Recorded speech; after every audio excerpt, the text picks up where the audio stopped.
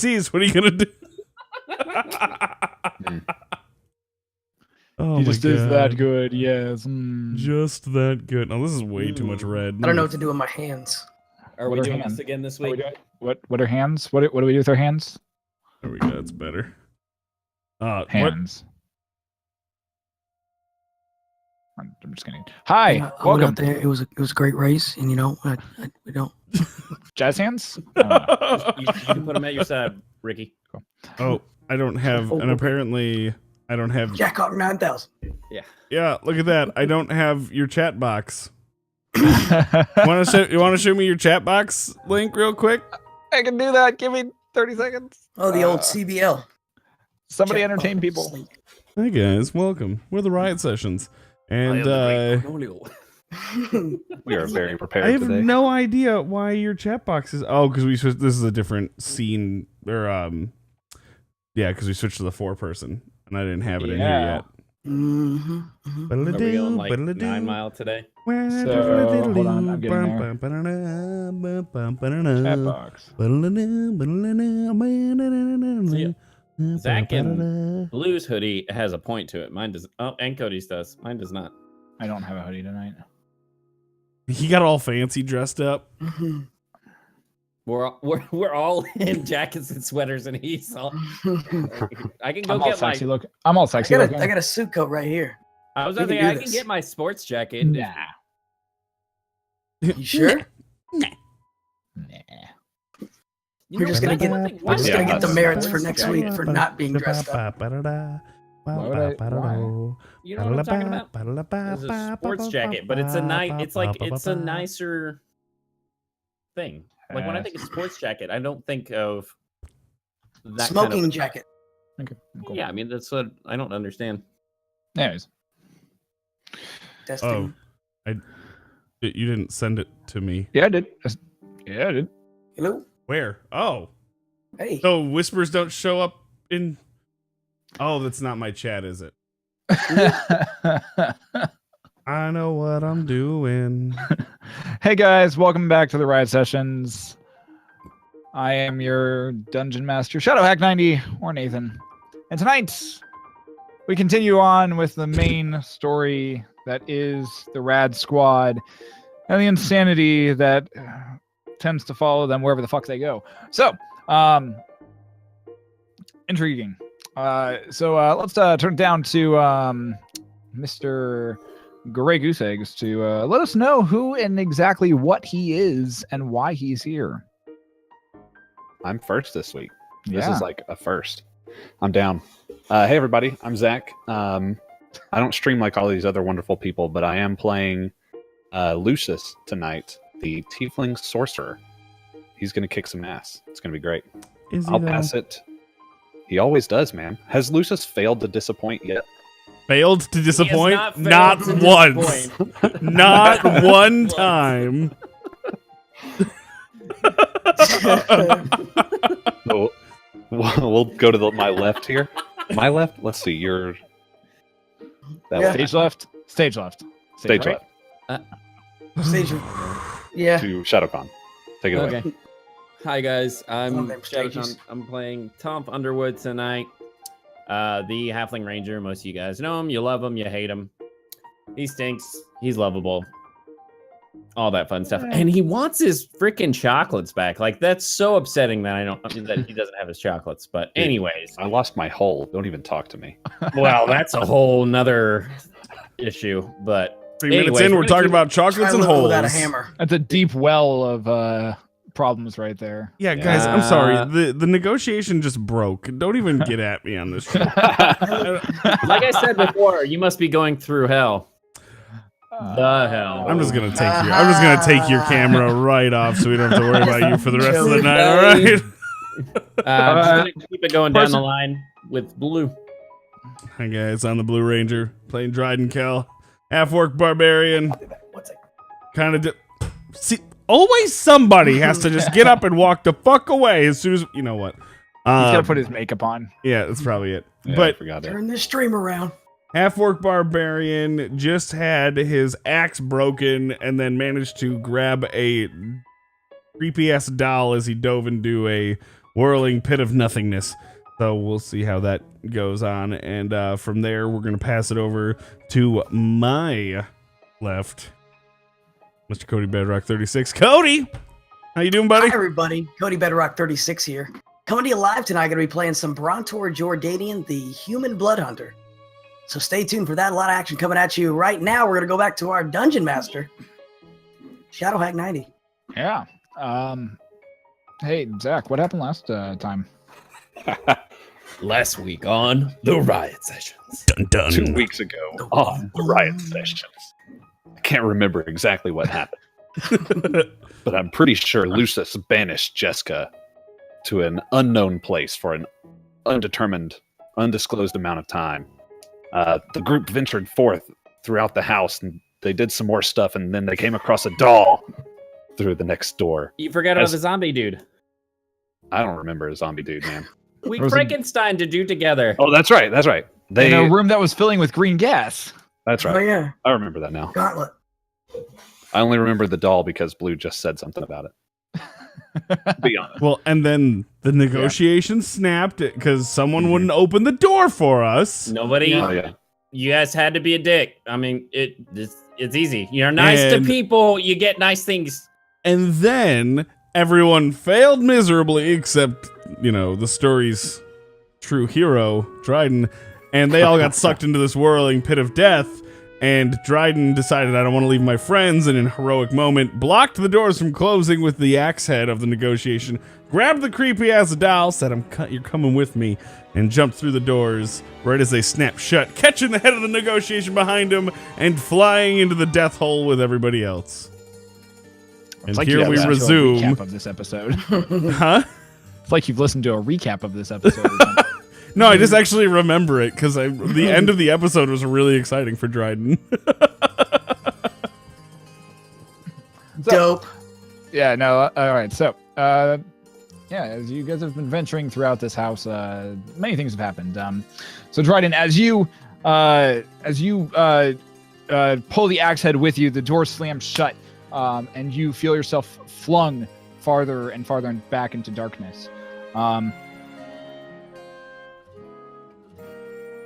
The only sound that all of you can hear is, as you continue to be flung through basically just darkness, is the sound of wind just blowing past your ears.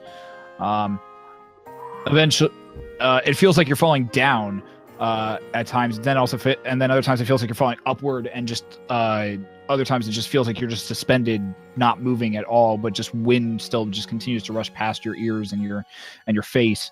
Eventually, you feel yourselves slow, and you hang there suspended before you feel a slight amount of energy release, and you slam into cold, hard ground. Who was the first one through? Was that Brontor? I think it was me because I was picked up Lucius. the doll first. Lucius, sure. All right. Lucius, you are slammed onto the floor. As you kind of glance around, you find yourself in what appears to be a fairly large bedroom, from what you can tell.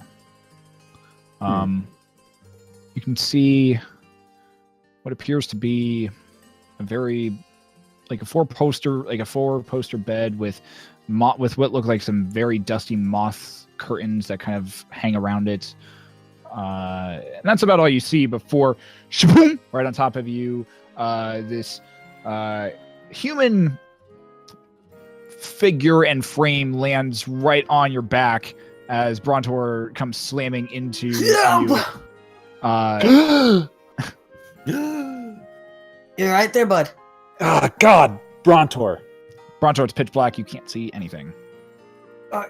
Get down off there. me. I start feeling Yep. like on his face, rubbing his face to see. Oh, that's gross. Oh, yeah, that's you. I'm still growing it back. All right, I'm gonna get off here real quick. Okay, thanks. I dismount. Get up and move out of the way this time. Yeah, I step back too. All right. So eventually, Tomf lands, and it lands next. What's that? What? Who's that? What? Oh, No. is that you? Wait, who? You. You. Is that you, Tumph? Are you? Did you just are fall down the hole? Is this didn't you? another voice in my head? No, this is me. Who's me? I've never met me. It's Lucius and Brontor. Brontor, Where- Lucius. How do I know that? I can't see you. You can hear us. Yeah. I You- don't you know if know I my can hear voice? you. You might be in my head. I Trident, cast you- Firebolt and hold it in my hand for light. Dryden, you see this little orange of red light, and then you see a small humanoid figure right underneath you as you, shaboom, right on top of Tomp, and just That was hilarious by Firebolt Light. Oh, I got a tomp on That was me. pretty good. Oh, I got a tomp on me. I'm Yeah, you might wanna wiping get tested the after mud that. and shit off of me as I get up. Yeah, that's gross. Ugh. the That's a good firebolt. way I to guess get that's free you guys. coffee. The firebolt light extinguishes, and once again, all of you No, are, that's expired coffee. are plunged back into darkness. So even dark vision doesn't do anything. No, dark vision allows you can Dryden, you can see around. Lucius, I believe you've got dark vision. You can see around. Yep. So you guys are standing in what appears to just be a very large bedroom. Dryden, you can see the same thing, like 4 poster bed with like curtains that kind of hang along the sides of it. Off to your left-hand side, you can see what appears to be off to the right. You see what appears to be kind of a bookshelf. Kind of goes into the corner and kind of runs along the other side of the wall. You can see what appears to be a desk that seems to have a chair there, some papers, and scoured across it. I want you, Lucius and Dryden, make perception checks. Bada bing, bada boom. Perceive. Perceive. Perception. Oh, Oh, Hey. At least you got it out of the way. Shite. I apparently got some tomp shit in my eyes. That'll happen. All right. Mhm, All mhm, right. You could say you've seen some shit. Lucius. mhm. Hey. It's pretty good. Lucius, you notice something good. kind of up on the ceiling that seems to be just slightly off from the rest of the textures of within this room. Can I check it out in the infrared? and Yeah, see go if I for see it. anything? If you want to. Yep. What you got? There's a very small amount of orange and red up there. Just very small. It looks like as you can look up at it, it appears to be like only little small little beads of this warmth seem to be kind of just seeping through. It almost looks as though like it's being like this warmth is being covered by something at this point. Huh. So I'd call out. It's like, guys, there's something in the ceiling over here in this direction, and I want to go stand close to where I think it'll drop and just hold out my hand underneath it. Okay. It's about 20 feet above you.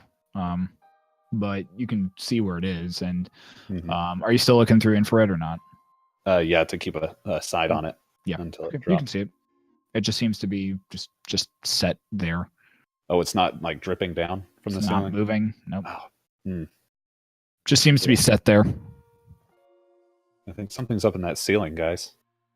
What And ceiling? Straight above me, right here. I can't see anything. You want to go I up think- there? Dryden, your eyes are adjusting a little bit more at this point, and as you look up, when you're used to looking around in dark vision and seeing just kind of grayscale, as you look up to where Lucius is kind of standing underneath and pointing to, you can actually see a bit of green.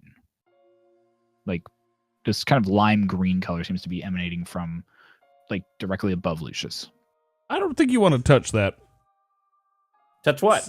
Tomf, the men are talking. Shh. What? Shh. I still can't see anything. I start petting Tom's head. Lucius, I don't think you want to touch that. Probably a good idea. It's radiating some sort of green. And that's generally not a it's not normally a good thing. I'm getting riled up. I'm barking. I cast Firebolt at it. After I back up, Okay. All right. Red beetle light goes flying up towards it, and it hits a portion. It hits like kind of directly off to the left of it, just a little bit, and there's a pause and then some clattering as you watch. Dryden, you watch as like the green light gets actually a little brighter as the firebolt impacts, and Lucius, you can actually see a little bit more heat coming out of it, and there's a clattering of wood and splinters that kind of seems to land on the ground at this point. Treating Tom like a child. I'm still petting him. I kind of put my hand on his chest and like walk back while petting him, like stepping him backwards away from it because I think it's dangerous. Tom accepts it. You hear a voice. You hear a voice come off from your left. It's comforting. Who disturbs my slumber? Who disturbs my rest here? Do I still have the doll in my hand? You look at the spear, and the doll is gone. I throw a who's javelin at the there? voice that I heard. Yeah. Who's there? What was that, Who's Dryden? wanting to know? I throw a javelin at the voice that I heard. Make an attack roll. Attack or disadvantage? I'll say with disadvantage because you're kind of just throwing based off the sound at this Oh, point. fuck off! He just You like what? throws it sideways. You I wildly hit, I just hit throw- Tom. No, I hit Tom with it. It goes zooming right through Tom's perfectly coiffed hair in the direction of the voice. You just gelled it down. And it impacts against the other side of the wall, which you can see where it landed. But it completely missed the target by a good solid 5-10 feet. You watch as a head snaps up from the desk chair that this entity is sitting at. You can see what appears to be an elven woman with what almost looks appear to be wet, dark hair. The only reason you can tell she's elven is because she's got some these very prominent pointed ears. However, she lacks the grace that most elves you've encountered normally have. Her skin appears to be cracked and ridged, showing a very distinct signs of decay. Her eyes don't. Her eyes in this grayscale don't seem to have much like life to them, and they're sunken further into her features, and her smile is what creeps you out the most because it is much wider and just much more gruesome than any you've ever seen. Who are you? And what brings you to my resting place? I'm top. Yes, Lucius is the name. Small one. I'm Brontor. Fork. Are you to be my next meal? Are you to be what sustains me for the future? Who? Me? Oh, I'm gonna kill you. Yeah, Well, wait, well, you're trying hold to eat on. us? We don't Who's- need, no one needs to eat anybody. What are we eating? What brings you Do you have my to chocolates? abode? What brings you what- to my abode? We were What's a thrown bode? here. Who are you? My name is Gertrude. And this Oh, is my Hey, guys. resting place. yeah, it's the one Marple hates. Who, Maple? The one on this note, and I pull the note back out that has the journal pages. You speak of Marble. Mhm. Maple. She didn't like you, apparently. Her death was brilliantly delicious that evening. Wait, I you ate still- Maple? I did not I like eat maple, her. especially on pancakes. I absorbed her life force, however. She was needed in order to sustain me. Well, how'd Just she a- do? Did she like? How'd she try to kill you? She got it in her head that I was corrupting her husband. Well, you kind of were, weren't you? That's beside the point, my dear. Oh. Is it? is the point? I mean, it's kind of rude. They were needed for my design. Well, how about this? How did you do with your whole design thing? It has been working out fine for me. Also, I it's have still been going. sustained Making off of the progress. general for quite some time. And she raises her hand up to the ceiling, and now you look up, Lucius, and you can see a faint outline of a human in the ceiling. Gotcha. I'd like for all of you to make perception checks. Actually, just Dryden and Lucius, because the rest of you can't see. Yeah, I Bro. can't say anything. I'm fucking done tonight. Time to reload. Lucius, you notice a very faint green glow coming from beneath her robes that she's wearing, kind of in her chest region. Is it the same color green as the corpse, presumably? Appears to be. It's a nice necklace you've got there. Thank you. It's You'd been be a long ashamed if- time since I've heard words of praise. Yeah, it'd be I'm gonna ashamed eat if, one of your traps in this house to pull, say 4 adventurers through, and they were actually a lot stronger than you originally thought, and they ended up killing you and taking the necklace. That'd be pretty bad. Wouldn't it? Dryden, you're gonna eat her necklace? I'm gonna eat it. Does it look like candy? I don't care. Oh, it's I'm just gonna eat candy. it. I want some of that candy. Dryden, her eyes shift to you.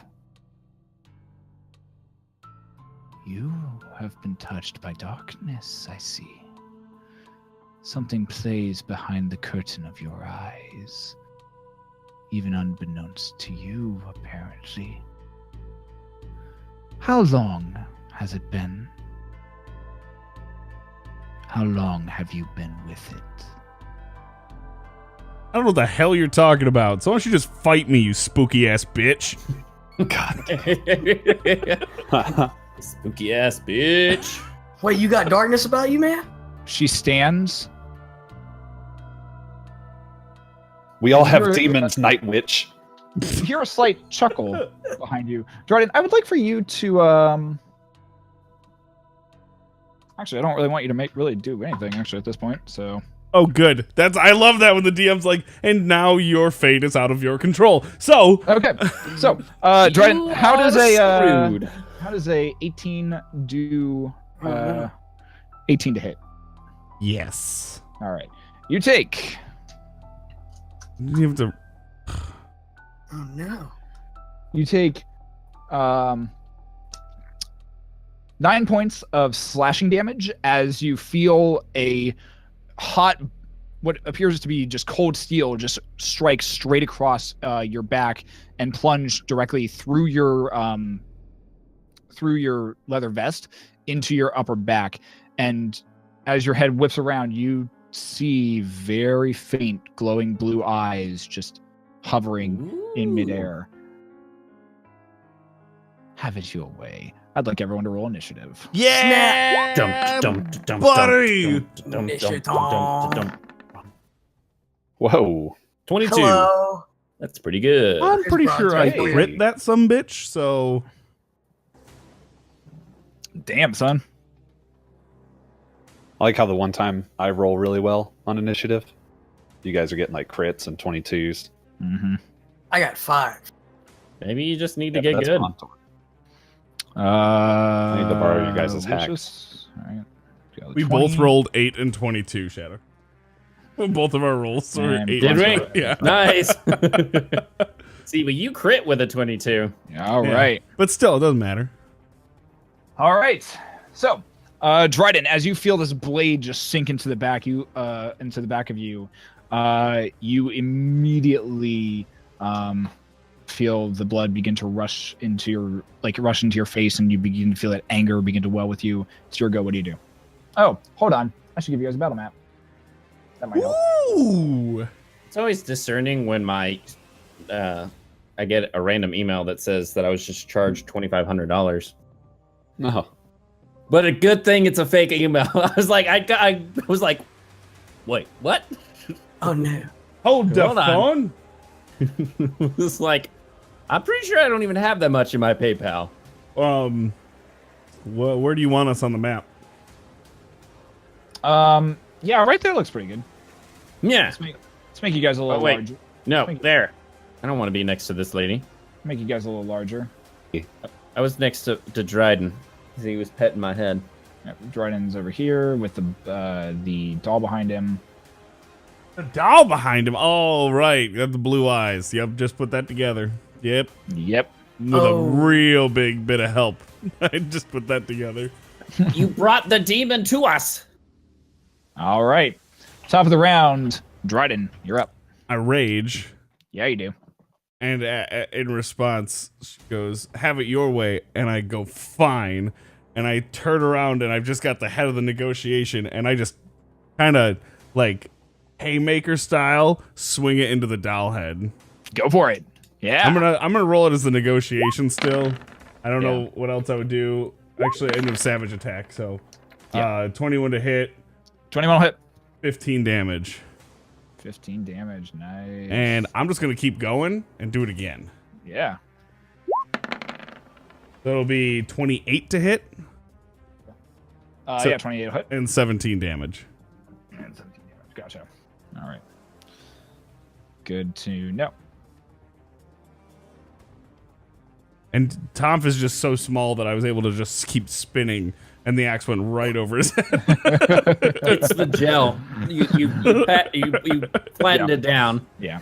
I want an illustration of like ultra dirty Tomf. Like we have Tomf as like a ranger, but I want Tomf as like disheveled. I just woke up and came out of a shit shower. That would be amazing. Yeah. So you take the negotiation head and just using it more as like almost like an extension of your knuckles. You just basically just sink the blade once into it, slashing, second one going right into it, and you watch as like the blade just slashes into the actual belly of this creature, and the first one sinks in probably about a half an inch as it like darts back, and then it goes lunging forward towards you again. This time it's got its knife raised at you. You bring the blade slashing up and end up like cutting right into its arm, cleaving the arm like straight off. And you watch as the arm just goes flying through the air and stops, and then whoosh, comes back and reattaches itself to the entity. Anything else, Dryden? Okay. No. Tomf, you're up. Do I see all this happen before mine eyes? You hear Dryden go into his rage. Oh, I guess it is rather dark. Still pitch black I see in the here. blue eyes, though. You can see the blue eyes, yeah. Okay, I'm gonna move away from the blue eyes. Did somebody say blue eyes? Blue eyes. White dragon. All right, so move away from you. Yeah, I'm gonna move away from that thing, slowly and cautiously. All right, it gets an attack of opportunity against you. Which has disadvantage. I will take your word on it. It's got. I've got natural 20 and a 7. So no. Yeah, it's that escape the horde. Rit Yeah. hype. So I don't think a Just Cody's like, no, not hype. I don't think a 13 is going to hit you on the class. Stop. Nope. Okay, cool. Yeah. So you hear something go whizzing over your head, and then go whizzing over your head once, and then you're like, oh fuck! See the blue eyes, back away, and you hear another thing just go spinning past your ear. But you hear something go right in front of you, and then. Huh. Interesting. I can't see anything. Nope, it's dark as fuck. Can I see the blue eyes? Yeah, you can see the blue eyes. You can see they're just kind of floating there, glowing in the air right now. Okay, I'm gonna hunter's mark the eyeballs. Okay, hunter's marking the eyeballs. And I'm gonna shoot at Balls. the eyeballs. Okay, go for it. Question. I will say the attack probably has disadvantage on it just because it's so dark in there at the moment. Okay. And Has the creature made an action yet? it had a surprise round on you. It did. We'll touch. I It can't attacks be. you. I can't be surprised. Okay. All right. Yeah. Well, I'm gonna shoot it. Okay. So. Yeah. An What's- 11. What seems to be the trouble? I'll fix it. I'm gonna shoot him. All right. First arrow goes zooming, and Dryden, you just feel this, streak of air just directly in front of your face. No damage, but you feel something like something just whizzed by it, and in your dark vision, you can actually see just an arrow just right in front of your vision, mere inches from your nose. The fuck was that? I shoot the second one. Mhm. 13. Nice. This one looks like it's about to directly impact it right on the eyes, and then the eyes dart back, and you hear the arrow hit the bookshelf with a dull thump, sound. Alright. To no effect though. With that, I say, any chance we can get some light in here? I can't see anything. All right. I'll end my turn. Lucius. All right. I yell at the witch, the night witch, and say, "It's time for you to come into the light." Take a step back and cast Ring of Fire, or Wall of Fire, whatever. Yeah. But you can make it a ring, though, can't you? I am. Yeah. Yeah. A ring of fire. He fell into the burning ring of fire. Wow. I'm gonna say with an 11, that does not work. Nope. Nope. Takes 12 fire damage this time. All right. Oh yeah. And then I'm going to quicken a slow. Give her Alright. this. So you're slowing her. Wait, quick and slow. Ha! Quicken funny. a slow. All right. so Oxymoron. she is slowed for the time being. GG's. Bada bing, bada boom. How'd you do that Ta-da. circle before? Huh? You hold Alt. Alt for circle. I've got it. Yes. Okay, so you begin casting the magical wall of fire that erupts around her, and it actually like the fire just erupts from the ground, goes shooting up into the ceiling, which at this point does illuminate most of the entire room. And now you guys can all look up, and you see in the ceiling just vines and roots just coming out of darkness and just wrapping around and interweaving all across spiderweb like across the entire ceiling structure. You can see pretty much just all over, like all around. And Lucius, you watch as the dark image in the ring itself seems to stand there, and you watch as one of the arms kind of just kind of like extends further out. Another one extends further out. You watch as the shadow of this entity just begins to lengthen and grow about another 3 feet. Snap. Gross. Fight me, you long ass bitch. Anything else, Lucius? That is it. That's very dope. All right. This brings us to the doll's turn. The doll is going to make some attacks against Dryden. Do it. You won't.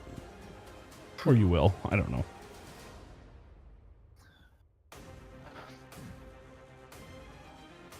Okay. The first thing the doll is going to do is it's going to look at Dryden, and its head is just going to slightly turn. The stitches across its mouth, or that make up its mouth, are just going to stretch even wider and then begin to open just a bit. And you just hear it going, nap time, time for you to go to sleep. Blood will run dry as I take a little peep. I would like for all of you to make some wisdom saving throws. Oh, I'm so good at Anyone- these. Anyone who's in Yeah! nice. Anyone who's within 30 feet of her. Yeah. I'm gonna Tides of Chaos that one. Yeah. because it's some- worked out great so far. Got some That bend did luck not for that me. much better. It has been working great so far. Oh man, that's bad. There's been 0 consequences. Why did you Dude, bring wild. this doll? 67. 67. Creepy AF. I regret nothing. This is coming from a blood hunter.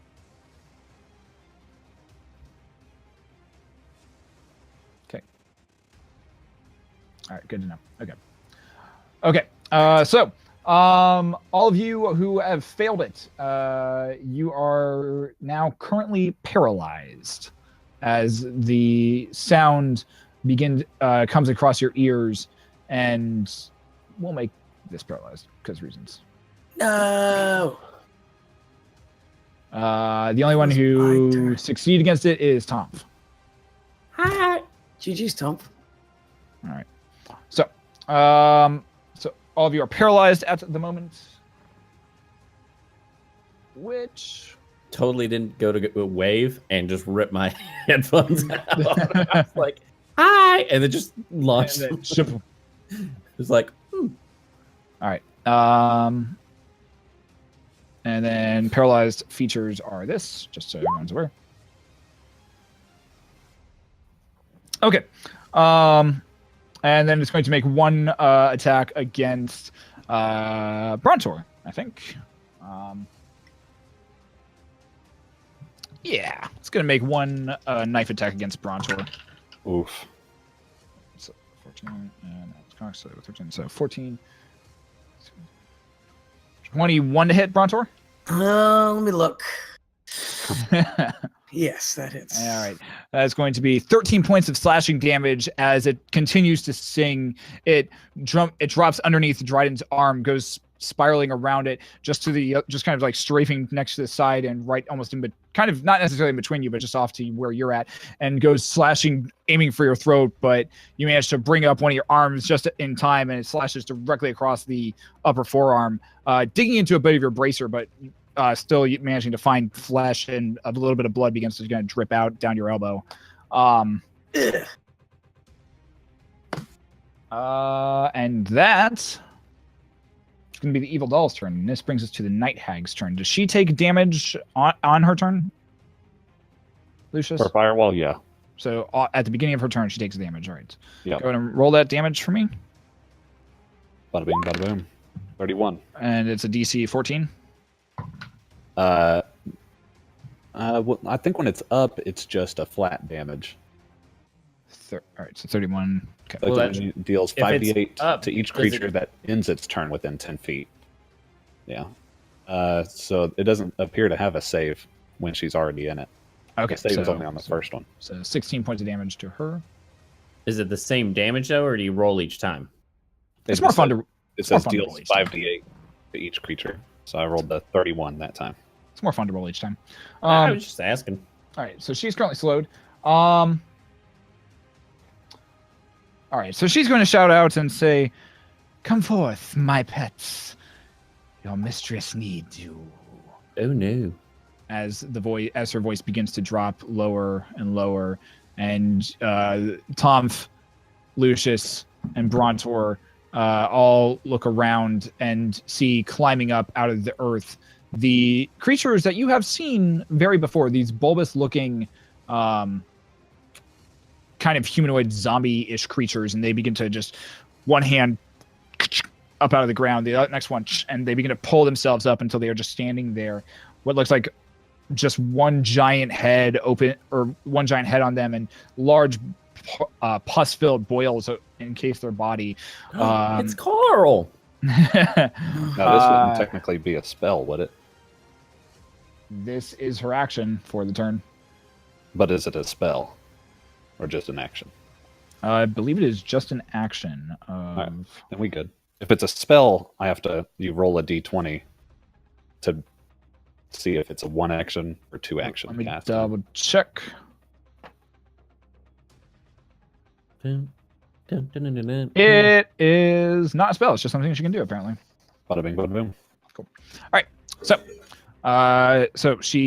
So that happens, and she's going to spend her movement to try and get the fuck out of this because she does not like being in fire.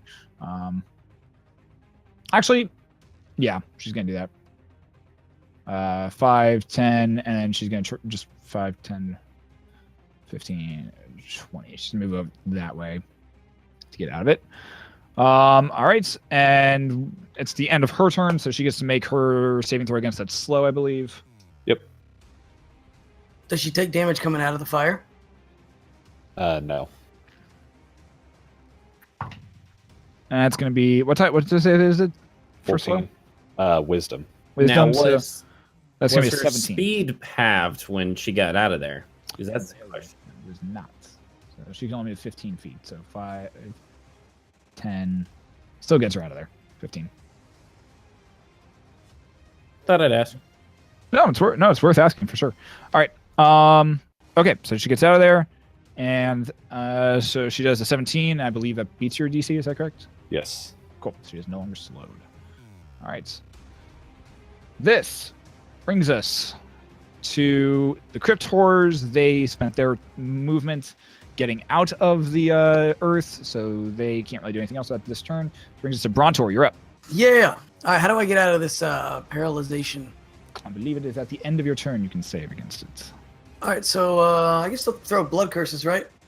Yeah, if you want to. I'm going to do that then. I'm going to give one to the doll. The condition. Speak or move. You cannot speak or move either, by the way, Okay. since you are currently I paralyzed. don't think I need to do those. You sure? Cast a curse. I don't. I'm not sure. Is it spoken? Incapacitated. You cannot take actions or reactions. Never mind.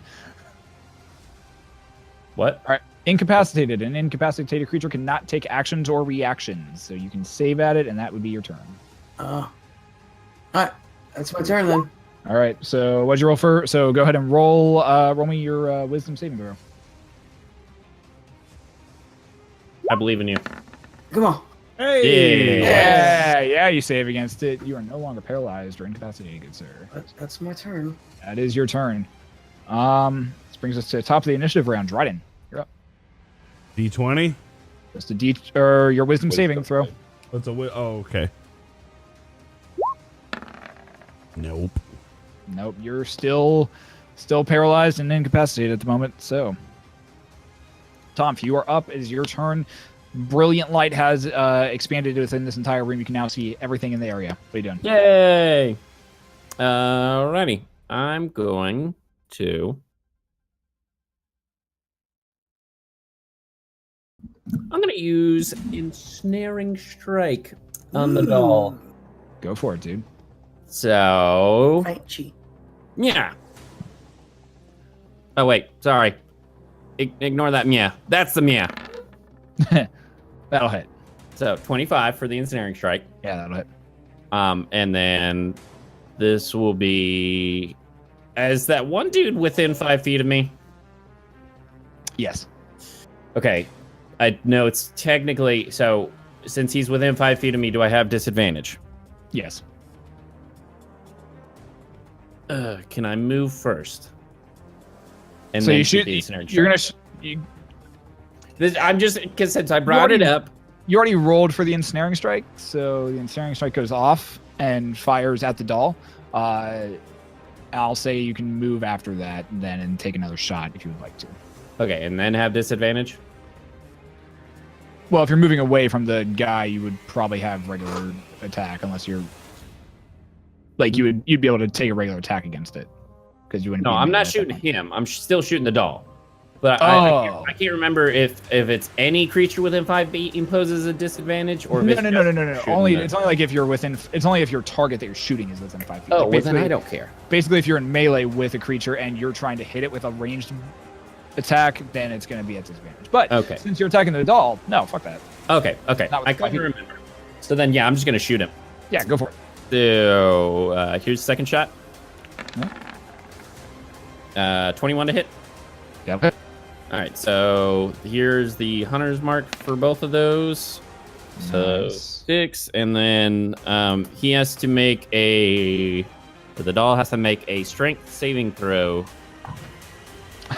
With a 3 and a -2 strength, I think that thing fails. So yeah, he is Yeah. restrained right now Yeah, he is. and takes 1 piercing damage from it. So Nice. that is 22 damage, I believe. Yep, got it. Cool. Nice. Yep. You take your arrow, you fire off the incendiary strike. It goes and the arrow actually kind of seems to branch out and it completely encompasses around the doll.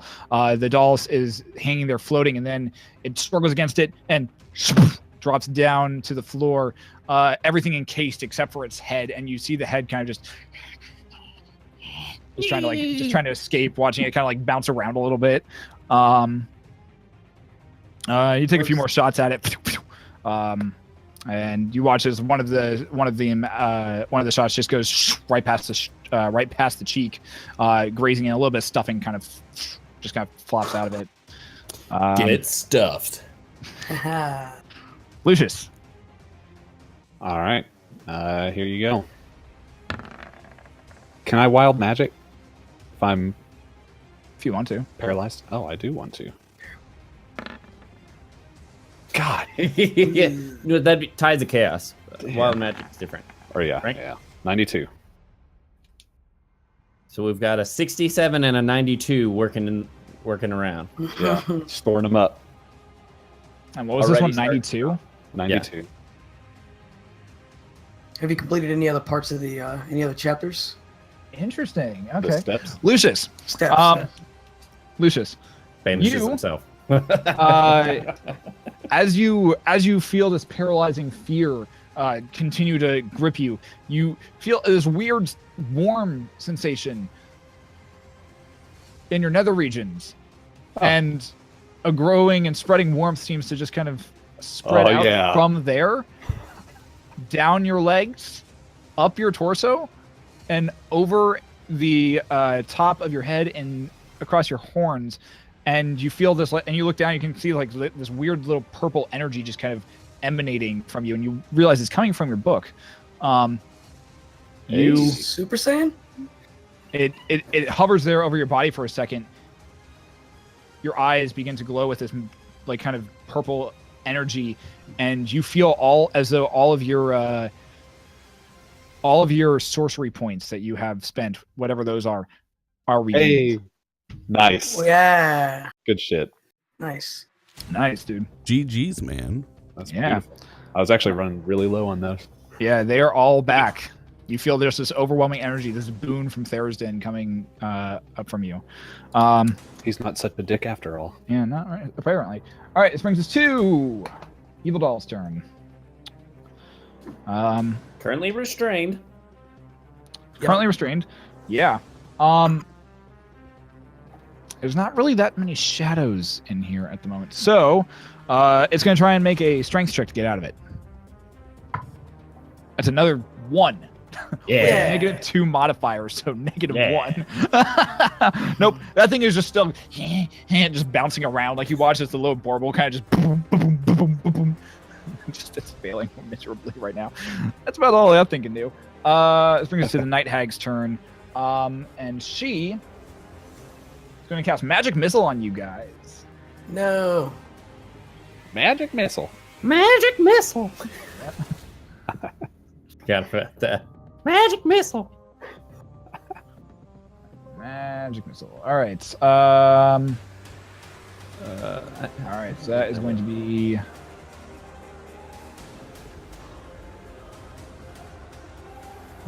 D4. This. 44 plus 2. It is. All right. So. All right. So it is 44. One of the missiles is 3. So 3 damage is actually she's gonna shoot them all at Lucius. So that is going to be 11 points of damage as these purple bolts of energy boom, boom, boom, boom, pop into existence and just go zooming all around the room, and then all just impact helix style right into Lucius's chest. And you go flying back into the into the ground, and your head kind of lands right up against the softness of the bed, and just a cloud of dust kind of explodes as you hit that. Well, I would cast my reaction, but I can't. Nope. Damn it. Nope. This. All right, so that is her turn. Let's see. Because she gets that. Yeah. Okay, cool. That's all she can do for the moment. Brings us to Crypt Horror's turn. One's going to move in and attack Tomph. This one's going to move in and attack Lucius. That one's just going to stick there and attack Brontor. It sounded like you said crypt whore, and I That's was like, that's exactly what I thought Crypt he said. Horror! Crypt Horrors. Crypt Horrors! The Crypt Horrors. All it's right. like, damn girl, you working if All right, so first attack is going to be a... That's going to be a 14 to hit Lucius. What's your base AC? Is it Dex plus proficiency, or is it just Dex? for 10 plus your what? AC. I know. Your AC? Yeah, Do you not Is have that- any armor on? it was magical. Oh, yeah. I forgot about that. So then you'd just be unarmed because you're not Unarmored. proficient in unarmed or Yeah, unarmored. Yeah, you just have, because you just have robes on, don't you? You don't have Yeah, so any, it's- So it'd 12 just be AC. yeah. 10? I think yours is, yeah. It's, Or I what's your Dex? think right? it's 8 plus 8 Yeah, plus 8 plus your Oh dex. wait, plus your Dex. Yeah, so 10. Yeah. Yeah, so that hits. You take Yeesh. I will look it up just to verify. you Well, take mine's 10 plus dex, and I have unarmored defense, so I don't know. If it's the same for everyone else, then I'm doing something wrong. hang on a second. Player's handbook. Oh. That's what I'm D&D looking right now. Beyond, where you at? Swimming Without in the armor books. or a shield, your character's AC equals 10 plus his or her Dex modifier. Oh, mine's dex plus constitution, right? Never mind. Yeah. So my base is 12, but it still hits. Unless I'm gonna bend block that fucker. This is what happens. This is Bend what it, bro. happens. What are you? Now, Bend it like Beckham. Shoot. sorcerer, tiefling sorcerer. On D&D Beyond, it says 10 plus your Dex modifier, or unarmored.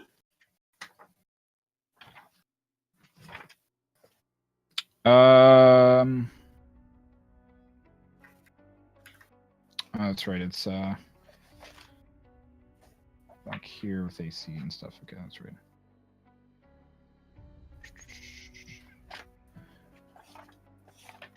Do.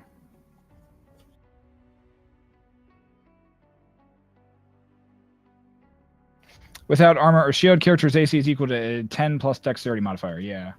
So that's a 12, and I'm gonna right in. bend I block. believe yours is your Constitution modifier.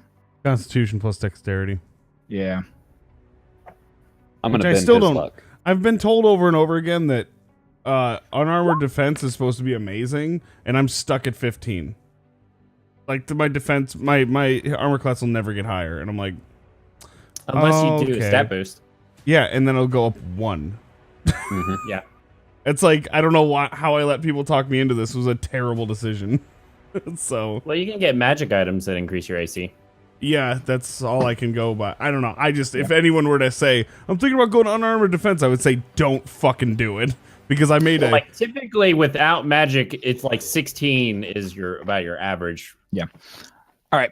So yeah, Lucius, you take 7 points of piercing damage from the first attack, and the second attack is a natural 2. God, I can't roll for shit tonight with these guys. All right. It's not always a bad thing. Next attack is against Tom's. The first attack's going to be a 4, so 10. No. All right. And the second attack is going to be a 22 to hit. No. All right. So you take 10 points of slashing damage as one of the claws just comes raking down across the back of your body. And then the 2 against Brontor are a 4 and a 17. Okay, so the 17 will hit Brontor, the 1 will not. Correct.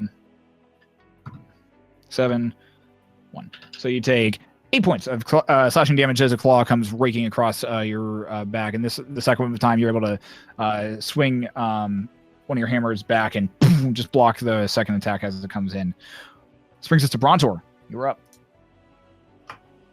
Okay, I'm going to cast Blood Curse of the Mutual Suffering on him. Guy who just attacked me. All right. And that's right here. And then I'm going to swing my hammer twice. Go for it. Hammer time. Dun-na, dun-na, dun-na. I'm so proud of my shadows. Hey, somebody had to do it. And the shadows did. 12 hit. So you go to swing. You go to pull back to swing, but the crypt horror still has his hand on the handle of your hammer, and you have to kind of yank it away from him before you can even attempt to get an attack on him. But as you go to attack this one, unfortunately, that him holding on like kind of really threw off the pacing of it. So you Got it. completely just whiff that. Nice. You say, take this one. Come on. Yeah, that'll hit. 23 to hit. Nice. Yeah, 7. Something. nice. All right, so that goes slamming into the side. You feel a rib crack, and you actually like follow through with the blow, and you watch as like a good portion of like the stomach and one of the pus bubbles that's like located on the stomach just burst and all over the ground. Kind of like Ew. Monster was awesome. When Tom says ew. yeah. Dryden. Top of the round. You're up. I finally get 12. Nope. I almost crit failed. Yeah. So Dryden, you are just luckily nothing's around you, but you are still just like that melody just continually playing in the back of your head. It's freaking you out, man. Yeah, no kidding. And even better, I was feeling better. I was rolling like shit in the beginning, and then I got that crit for initiative, and I was like, yes! And here we are. Oh man. Brings us to Tom. If you're up. Gotcha. How's everybody looking around as far as like, can I see if anybody's kind of looking a little bit rough or wear? Lucius is laying on the ground next to his head kind of slumped into a bed at this point. Is he he's a little- depressed, or is he... Is he just going through having a something. bad day? Like, I mean, you know Lucius a little better than I do at this point, so. okay. I'm gonna slide over to him. Yeah. Am I still within the You're melee still within range? 5 feet, so you will not be taking an attack of opportunity. You're just kind of strafing around him. Dookie. And I'll do a cure wounds 2nd level. Mhm. So it'll be 2d8.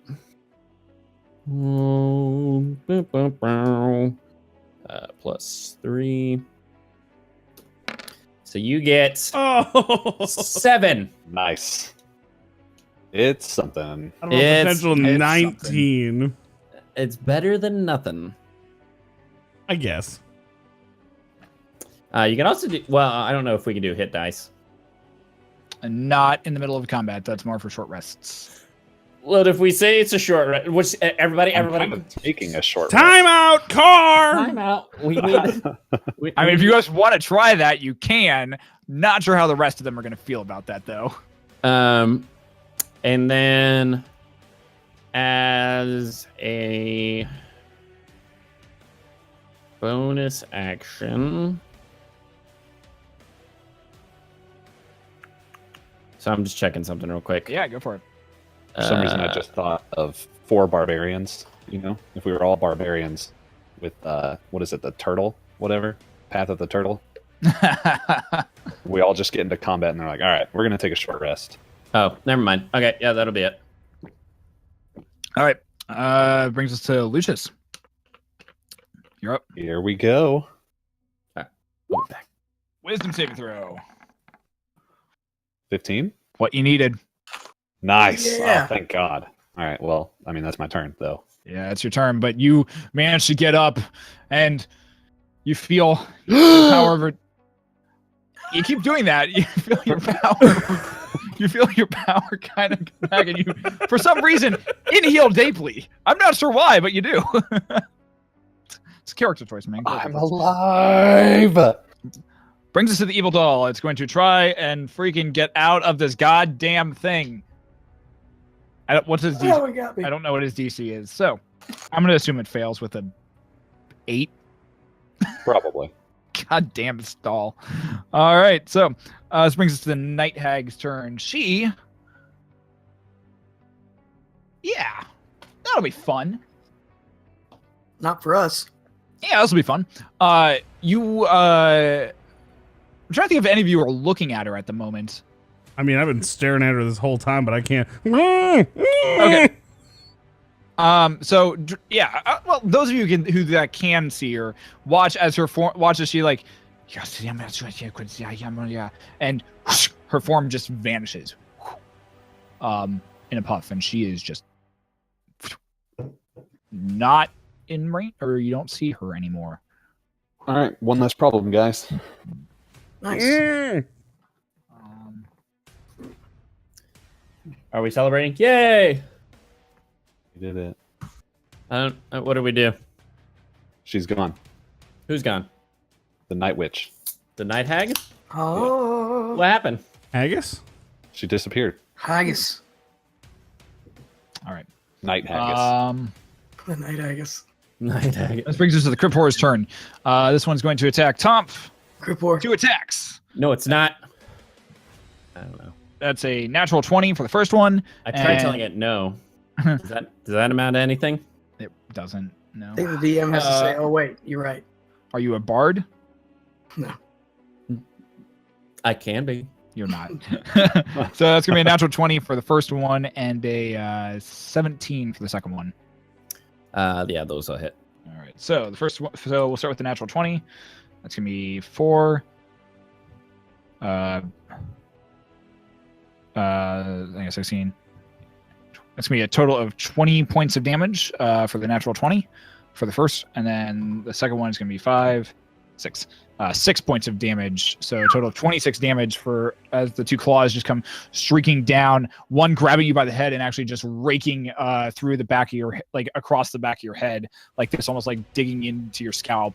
The second one just gonna scrape right across your upper back. That's not feeling too good. Next one's against Lucius. That's gonna be a 9 and a 13. 13 will hit. You So- could bend it though. I'm not going to. Like So you take 7 points of damage as the claw rakes right up the middle of your torso. Hellish And- Rebuke. Yeah, go for it.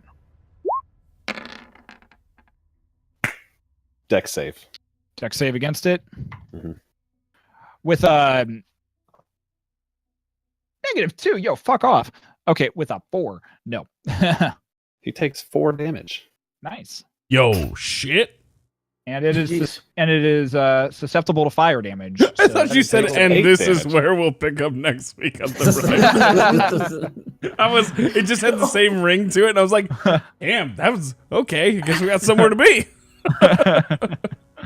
And 2 attacks against Brontor are going to be a natural 1 and a natural 2. So Nope. So Brontor is just dodging every which way at this point, using his hammer to just boom, just kind of block the claw attacks as it's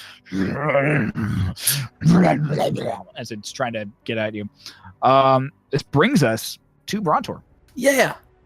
I'm going to throw a blood curse of the eyeless on him. Stack him up with the curses. Okay, So he'll get -3 on his next attack roll. good to know. And then I'm gonna swing a hammer at him again. Go for it. Whatcha? 23 to hit. Yeah, 11. And then another one. 20 to hit. that'll hit. 9. Nice. 20 points. All right. Yeah, you just wail right into it, bursting a few more of the giant pus bubbles, one on each shoulder. It's kind of explode and just land onto the ground. You do watch as the ground begins to kind of sink in a little bit, where all the pus is kind of landing. Luckily, none's gotten on you yet. Good. Top of the initiative round, Dryden. Give me that wisdom saving throw. I believe. Believe too hard. Now, I have a question. Oof. Is the paralyzed caused by the doll? Yes. Because while restrained, I'm pretty sure, doesn't it have, you have advantages against it? Hold on. I gotta look up something. I'm just curious. I like this one. Hold on. I don't know what restrained. I gotta look it up again. Oh, it was on page 290. Yeah, going. I'm looking. I'm not. Why is that not work anymore? Okay, so restrained. A restrained creature attack rolls. The creature has disadvantage on dexterity saving throws, and creatures' attack rolls have disadvantage, and you have advantage on it. Never mind. I was trying. He's trying. I was thinking my hunter's mark. I have wisdom saving throws against targets, so I have advantage. To be fair, this is the first time Dryden's been held down from a fight in a year. Yep. So I'm not gonna fight too hard. I'm just wanting. I'm wanting our mean green cutting machine. Trust me too. Probably more than you do. So, all right, Tom, so you're up. regardless. Alrighty. Well, seeing as how this guy's being an asshole, I'm going to move across the room. So I'm going to use my movement and my bonus dash to get to the other side of the room. Okay, are you using, do you have disengage, or is... No. So Okay. he'll still have an opportunity attack with disadvantage, though. And is That's the a natural 1, so nope. Is the wall of fire still going? It is still going. Okay. I'm gonna move here then. So that'll be yeah. Okay. Can I still see the doll? Where are you? Dryden, through Dryden's legs, I'll say yes, you can. Because I do ignore 3/4. Yeah, I'm aware. Through Dryden's legs, you can see the head of it still like kind of bouncing and kind of squirming, making this really annoying face, like. All right. And I'm just gonna shoot it with sharpshooter, and I have advantage on it because it's restrained. Yeah, go for it. So this son of a bitch gonna get the licking. So sharpshooter. So that'll be a 15 to hit. That'll hit. Okay, and that'll be a 13 to hit. That still hits. Hey, so That's pretty good. Hold on, calculating. 15. So that's 35, right? I think so. Because that's 17 plus 18. That's 35 plus the hunter's mark. So that is 42 damage. Nice. Nice.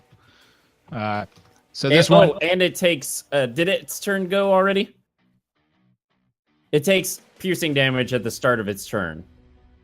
Oh, go ahead and roll for that. I didn't take it at the last turn. Okay. Good call. Good call. Because it's still restrained. So Yeah.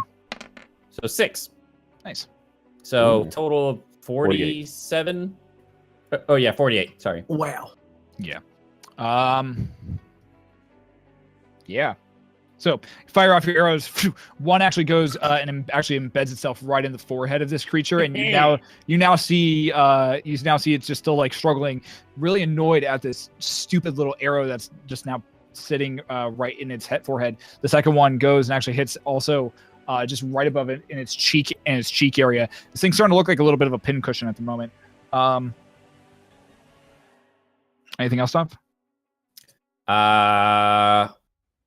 No, I don't think. Yeah, I can't do anything else. So yeah, that'll be it. Brings us to Lucius. You're up. I'm gonna cast Misty Step to get out of here. And Yep. how tall are these bookshelves? I'm assuming these are bookshelves over here. They're like 5 feet up. Sweet. I'm gonna get on them. Okay. I think I can get to about there. Yeah, you can get up there. And then I'm going to quicken a chromatic orb at 3rd level. Okay. Oh. Ooh, Oh. And I'm going to smite this guy that smacked me. go for it. Was it Smite him. fire damage? Fire damage. I Nice. assume so. Green flame. Son of a bitch. Tides of chaos, man. Tides of chaos. Tides of chaos. Tides of chaos. Go for it. Fuck. Oh, rip the dream. Can I bend luck and Tides of Chaos in the same go? No. Okay. 10. Nope. Good question. It just goes flying over this entity with unnatural speed. Seems to like just kind of like you swear it's gonna hit, and then it just right out of the way as it just flies right over its shoulder. It looks at you and with some spit, right at you. All right, Lucius, is that it? Yeah, that's all. All right, this brings us to the evil doll's turn. Once again, at the start of his turn, go ahead and roll that piercing damage. For the love of God and all this. Yeah. Kill it. 5. Yeah. Five piercing damage. Nice. Dope. Very nice. Very nice. Okay. All right. God! Bless it. Natural 1 and a 4. God damn it. Yeah. This evil doll is just, it's pissed off, man. It's trying to get out. Oh. Now, it Query. doesn't have to do disadvantage on the restrained. Regardless, I'm giving it to it because it's I mean, small. It's I tiny. was just saying, you for the strength throw, you don't roll disadvantage. It's just dex. I'm giving it disadvantage. You know what? You do you. It gets disadvantage. Motherfucker. All right. Cool. Okay. Okay. All right. You watch as a form shimmers directly underneath the green glow above in the ceiling, and the lady who is now much Hag. like her skin has turned from this like cracked like kind of regular color to this now more midnight purple color, and she is much taller and much larger. Her arms are lengthier. She looks all around at you all, and she is going to cast Ray of Enfeeblement at Tomf. So I don't know what that does. Feebless. This is a range. Let's just make sure I have it correct. It's a range spell attack. Not enfeeblements. Ray of Enfeeblement. All right. That's going to be a natural 17 plus her spell attack modifier, which is plus 7. So that's going to be a 24 damage. I'm gonna say it hits. All right. So you watch as this black beam of energy kind of coalesces in her inner palm, and she thrusts it forward straight at you. On a hit, the target deals only half damage with a weapon that uses its strength until the end of the spell. Oh shit! Well, it's not gonna do shit for you, but Woohoo! but that's what happens because I I'm already said so I already rolled. enfeebled. You watch as this black energy just kind of sinks into your chest. Your arms feel a little weaker, but not much else really changed at that point. My poor short sword feels so much heavier. I'm so I'm sorry not to even everyone carrying who this thing just got around. blown up by that new audio. Sorry. It was changed that? tracks and it was about 1,000% louder. Jesus. Sorry about that. Well, I went down to she's, like 7% too, so that was really bizarre. Well, that did not work the way that you wanted it to. So, was there any damage? Nope. Oh. Ray of Okay. Enfeeblement is literally just a black beam of inverting energy springs forth from the finger towards a creature within range. Make a ranged spell attack against the target. On a hit, the target deals only half damage with weapon attacks that use strength until the end of the spell. Cool. The end. I should have read the spell first before doing that. Oh well. I'm enfeebled. You are enfeebled. As a bonus action, she's going to, and you watch as her form once again shifts. Well, that was fun. All right, this brings us to Cryptors. Cryptors! The Cryptors. This one is going to move up and attack. Turning tricks in your crypts for years. This one's going to move up and attack Dryden. This one's going to move down and attack Tomp. What a crypt trip. First attack. God damn it. All right, so only one of those hits Tomp. That is. Yeah, 8. I have a 17, 18. Yeah, it rolled a natural 17, and the 11 is not going to hit. So, Boo. 11. So that's 11 points of piercing damage against you, Tomp. Boo. This one against Dryden is a 14 plus. It's going to be a 17 to hit. Yes. All right. That's a 3 and a 4. So you have a total of 4 damage coming your way from that one attack that actually hit you. Wait, so how? Okay, don't half anything. My rage is out. Right. I rolled a 3 on the dice, and then I rolled a 1, so 4. Oh, 4. Okay, good. Okay, just want to make sure that you weren't Yep. halving things. Because 7 by our means would have been 4. Yeah. Okay. I'm aware. Cool. Okay, and this one's Rage doesn't attacking- hold up when you haven't done anything or taken damage in 7 turns. So I meant like 3. It feels like 7. So the second Brontor. That's you can't gonna hit be me, Cryptor. that's gonna be a 14 to hit. That'll hit. That'll hit, and the other one is a 9. So no. No. So 6, and total of 8 points of damage for that one attack. Got it. Awesome. All right, He takes half, right? Oh, yeah, he takes half of that. he does take half of that. So what did I say? You got 6 8. points of damage. Oh, Mhm. so he takes 4 And damage. did he take -3 on his attack rolls? He did not. So neither. So that actually doesn't hit. Nice. Well, there you go. 2 points. All right. Sweet. Good deal. Nice. All right. This brings us to Brontor's turn. I'm going to swing my hammer at him Go for it. 2 times. Go for it. 12 and a 19. That'll hit. Nice. So 7 and The 5. 12 doesn't. The 12 doesn't hit. The 19 does hit though. Okay, 5. All right. That'll do it. Boom! It just slams right into the middle of its chest cavity this time, and you actually see like part of it like actually like cave in a little bit, and it's and like tries to start vomiting up this bile onto you, and you make a dexterity saving throw. Dex save.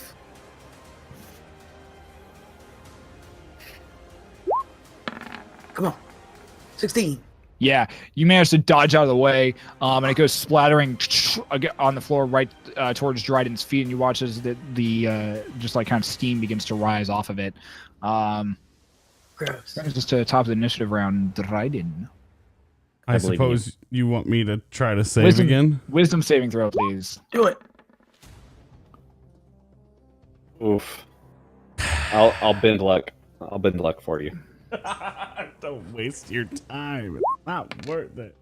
I'm free! He's out. It's not worth it. I'm free, brother.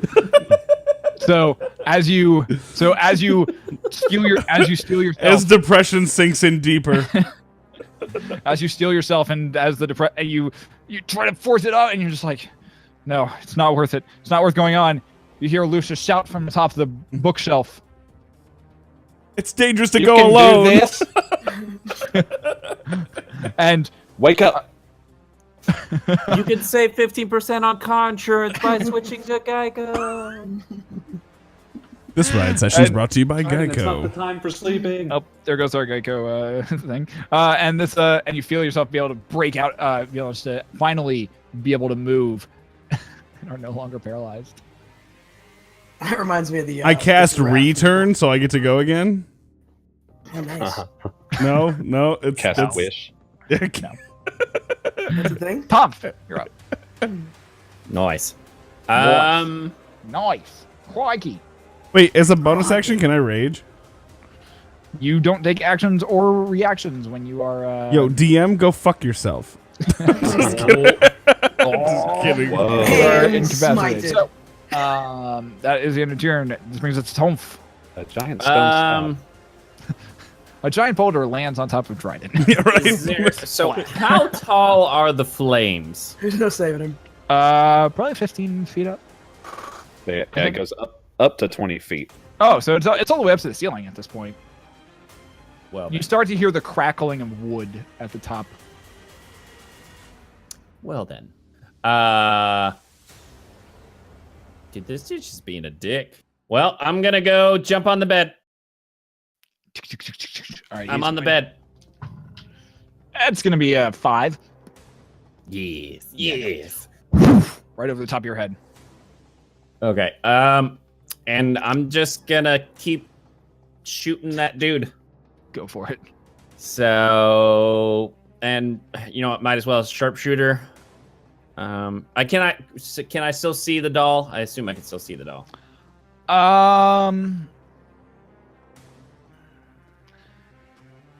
Make me a perception check. Yeah.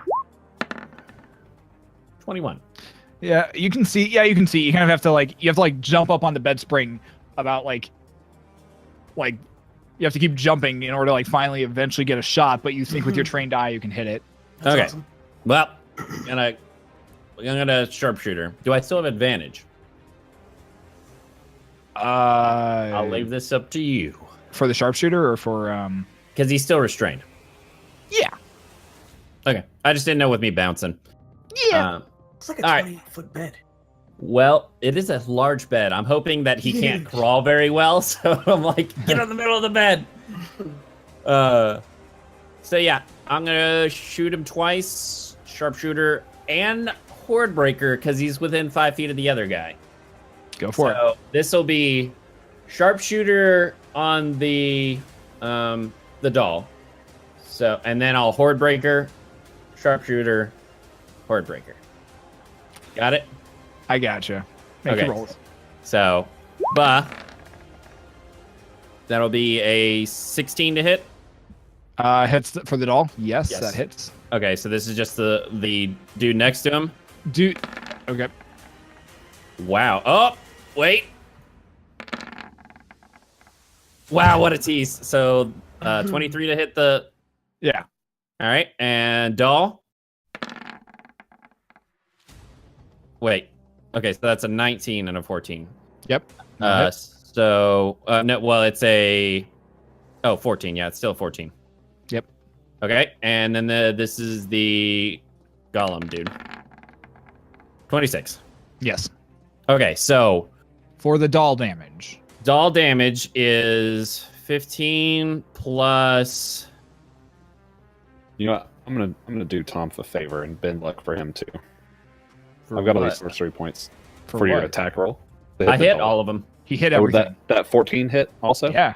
Oh, okay, never mind. I Yep. thought it was a 15 AC. All right. Doll damage. Yeah, doll damage is 15 plus 22. So 32, 37 plus the Hunter's Mark. So 47 on the doll. Okay. And then the golem took 19. 9 plus. He took 19. All right. Good to know. And 19. Gotcha. All right. Cool. So jumping up and down on the bed, you just unleash a flurry of arrows. The doll's head is starting to look like a giant pincushion. Like there's just so many arrows sticking out of it. Dope. And you keep firing off, and they even are hitting into the giant crypt horror as well. Anything else, Tom? I throw some pocket sand behind me and try and I'm like pocket sand. I throw it at the crypt horror that was that hit me earlier. Okay, it's like halfway across the room. So Okay. okay, you fine. Lucius, You're up. I didn't stutter. Fair enough. I Lucius, can you're say up. it. All right. I'm going to spend sorcery points to get a first level spell back. And then I'm going to cast Chromatic Orb as fire on my dude down here at the bottom. 24 to hit and 12 fire. Which guy? The one at the bottom. This one? Yeah, the one that's aggressing Tomp. Yeah. Okay. Yeah, 24 hit. So you summon the chromatic orb, and you feel once again this purple energy begin to swell from the book down at your waist, and you watch as the fire energy begins to glow this deep crimson red, and then begins to seem to almost grow hotter and hotter, almost too hot for you. And it watches the flames go from this orange, crimson, red color to a deep, dark purple color. As it just is spinning and rotating in your hand, you throw it forward. It goes and slams actually into the upper shoulder, disintegrating the entire. Integrating. Kind of actually That both. sounds like actually. a math problem. Yeah, he's integrating so fiercely, it's incinerating him. Incinerating the upper arm, the entire upper arm, and almost like upper portion of its chest. That actually does 24 damage because it is susceptible to fire, but then due to your wild magic, it doubles that. Nice. So total of 48 damage. Pretty good. As you look down at this entity, and like just half of its upper body is just gone. Its face is just like it's missing half its face. Pus is just dribbling down its entire side. It's a Is this the one I gruesome was sight. swinging at? No. Okay. And then I'm going to quicken a mage hand and grab the doll. Okay. And I'm going to take the doll and throw him into the fire, the ring of fire. Okay. And so Dryden and do they get opportunity attacks since it's moving away from him? I'd say no, because this is you picking it up, not necessarily it moving away on its own volition. All right. Yeah, I'm going to chuck him in there. All right. And so he'll take 5d8 for entering. Yeah, go for it. 29 fire damage. We're vines, though. All right. And the vine, as it crosses over the fire, the vines are incinerated as well. Way to steal my thunder, man. All right. Hey, Just put I'll like do that. 100 damage into that thing. and here's another 30 for you. Or 29. All right. Well, it is the top of the evil doll's turn, and it's at the beginning of the turn that it takes damage from fire. Another 5d8. Go for it. And oh no, he doesn't take the d6. 25 fire damage. No, it's at the end of his turn. Was it the end? Yeah, it's the end. Well, it's still gonna have to take it if it tries to exit at this point. What's the? Oh, well, you got okay. It's got that in there. All right, so it's going to rush under. Actually, Russia? you guys can't. Russia under what? You guys actually can't see this, so. Nope. Nope. But it is still hunter's marked. So. He is hunter's marked. All right, so Tom, you feel it kind of scuttle around a little bit in the ring of fire. Not really sure what to do. You feel it stop. We're gonna roll a d6 here to see what happens. Okay, you feel it stop, and it's stuck there, and it can't move, can't get out. It's just there. Now go ahead and roll at the end of its turn the fire damage. You want me to use that one I rolled before? Uh, The 25? it won't matter. Lucius, how do you want to do this? Yes. So as he's scurrying about, trying to save his life from being burned alive, Yeah. he gets under the table and he thinks he's safe. And I want like a plasma arc on, you know how you see those on the sun, how it whips out Yeah. and it just licks him real good Yeah. and Lick just it real good. incinerates him. So it's this giant like arm of tongue and flame just whips out from the side of the wall right where it's hiding underneath the table, and it smacks it.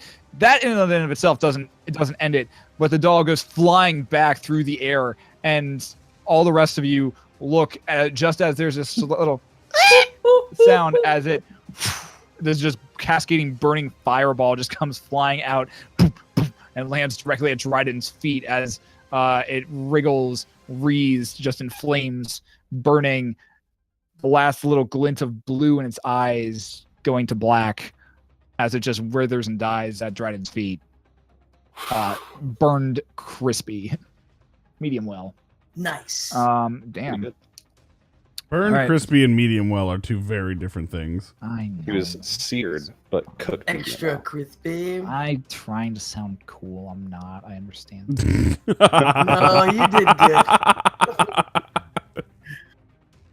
Let me have my moment, Turk. You That's not can't the right have quote. seared and crispy and it still be medium well. That's fair enough. That was good. Anyways, You guys are just It's all called a about those, flash burn. You're all So- about those participation awards here. Look, I just had my kill stole from me by a dude who literally used a mage hand to throw it. I haven't even attacked this motherfucker. Cantrips for the win, man. He's All like, day. I'm gonna quicken my cantrip. all right. This brings us to the Night Hag's turn. No. She is going to whoop right into existence behind Lucius, and she is going to cast Sleep. Fuck you. You're gonna be good. You're I am? fine. She's casting it on Lucius. Oh, I thought it was another one of those group things. Nope. I think technically it's within a radius. It Shut is the- technically, and Dude. within 20 feet of a point that she chooses. Hey, that can work out though, because it has to go from. Well, It no. is. Highest Can't work out. Dryden's just out of range. Oh, Brontor and Lucius though will have to save. Will potentially have to save against this. So she's only 5d8, or no, they don't save. No, they don't save. Yeah, it yep. just goes up. All right, so Lucius, where are you at HP wise? I'm at 11 health. Okay, so she's going to use 11 of those to drop to make you fall unconscious. So 18. So 18. So, and then Brontor, where are you at? I am at 68. Okay, so she's going to dump the rest into you, and you all of a sudden just feel really tired, but you're still standing. Just a wave of exhaustion just right over you. But Do I try to save Lucius, against that? no, there's no save. Okay. Lucius just drops unconscious at this point. Lucius, question. Do I take no! the 29? Yeah, what was that?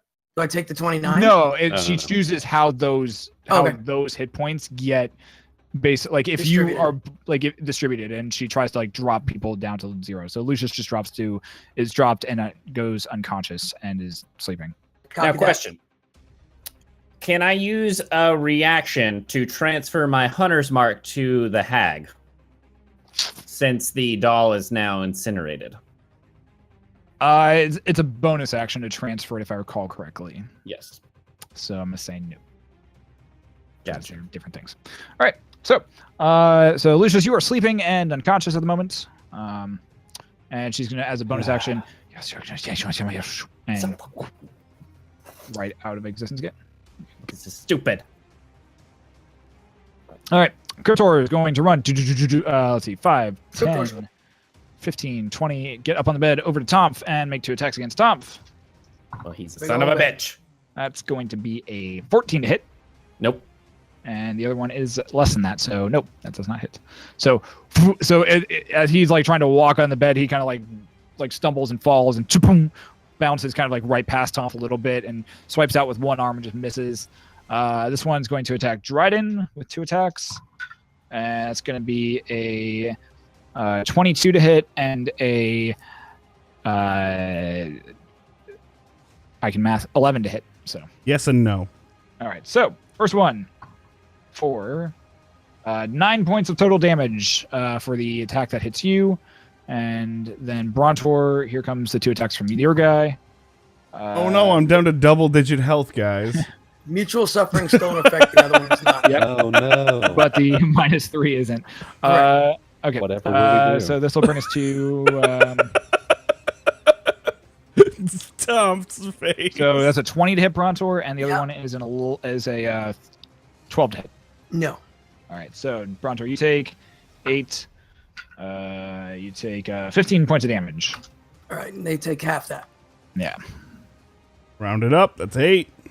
Yep, it is. I'm on this shit. I ain't letting anybody get away with less than the round up. All right. And the Cryptor's turn. You could build another Dryden out of the amount of HP I've had rounded up on me. Really good. Brings us to Brontor's turn. You're up. Okay, 1 second. I want to see if this is. I can. Okay, I'm gonna do this as a bonus action. Yeah. I'm gonna do the. Wait on. Yeah, blood curse of the transfusion. Okay. So 2d6 I'm gonna give to Lucius, and it's gonna come from me. Hey, He's still sleeping. I start having better. Oh, he's just dreams. sleeping. He's not. Well, like he says 11, so he's hurt. Yeah. He could take it. So So you do gain those hit points back, for sure. so that'll take 6 from me, but I get them back once it's over. Yep. Okay. Cool. Is it temporary hit points or is it normal? Just normal hit points. Just normal hit points, yeah. Question. But you are still sleeping. Question. Is Wall of Fire still going? Wall of Fire is still going. It's not a concentration thing? Nope. It's just something that happens. If I recall Oh. correctly. Awesome. Never mind. Could I be was wrong. like, I just wanted to make sure I could still see. Could be wrong, but it's more fun if there's just like this wall of fire that's just perpetually going, I think. Ring of Fire. Burn, burn, burn. Okay, then I'm gonna swing my burn, blood burn, curse burn. warhammer at him, or just the warhammer. Go for it. Nice. 17 to hit, 23 to hit. Both will hit. Yeah. 12 hit points. Nice, very nice. Yeah. This time you actually slam it into you slam it like once into like the left, or both times into the left arm. And you watch as like the arm just completely snaps, and like you can see like a bit of bone coming out of it. You hit it again right at the elbow where the bone is sticking out, and you watch as just the entire like portion is now just kind of dangling there by like a few tendons. You've effectively dropped it down to only making 1 attack each round. Bam. All right. Take it. Top of the round, Dryden. Finally. Hey yo. So Dryden's Love you, buddy. pissed, Yeah, go right? So he gonna rage. For it. Yeah. He gonna rage. He gonna rage. You gonna rage to And- die? He's pretty mad at this guy right here because he's ugly and he's Yeah. right next to him, and so he's gonna continue with the newfound negotiation arm axe, and he's gonna savage attack that motherfucker twice. Go for it. First attack. Heyo. Hey, Fucking hell yeah! Oh hell yes! Welcome back, Dryden. Hell yeah. That's 20 damage on the first hit with the 29 to hit. Oh hell yeah! Oh hell Nice. yeah! Oh, Yeah. Basketball game tomorrow. The second one's 18 to hit That'll hit. with 7 damage. The That will do. 27 That'll damage. do, Pug. That'll do. That will do. Yeah. The first one you just are so pissed off. You just rage at him that you just like basically just full on just take the negotiation and just jam it as hard as you can into the chest cavity. You watch it sink like about halfway into the chest cavity where boils are just erupting all around this place. And being even more pissed, you just take the palm of your hand, reel back, leaving the negotiation head in there, and just slam it even further into the chest cavity, watching as like it just completely bisects this creature in half. The lower half drops down to the ground and just kind of explodes in pus. The top half is still drops down to the ground while you pull the negotiation out of it, and it's still writhing and trying to grab at you, but you have effectively made its movement nothing at this point. Like, Bitch. it's kind of insane. Sure. Anything else, bud? I spit on it. Spit at you. That's your bonus action. All right, Pomp. I spit at you. I'm gonna get on this, and I'm gonna go right back to the other side. No. But and once I get over there, I'm gonna surround myself in a Jesus, no.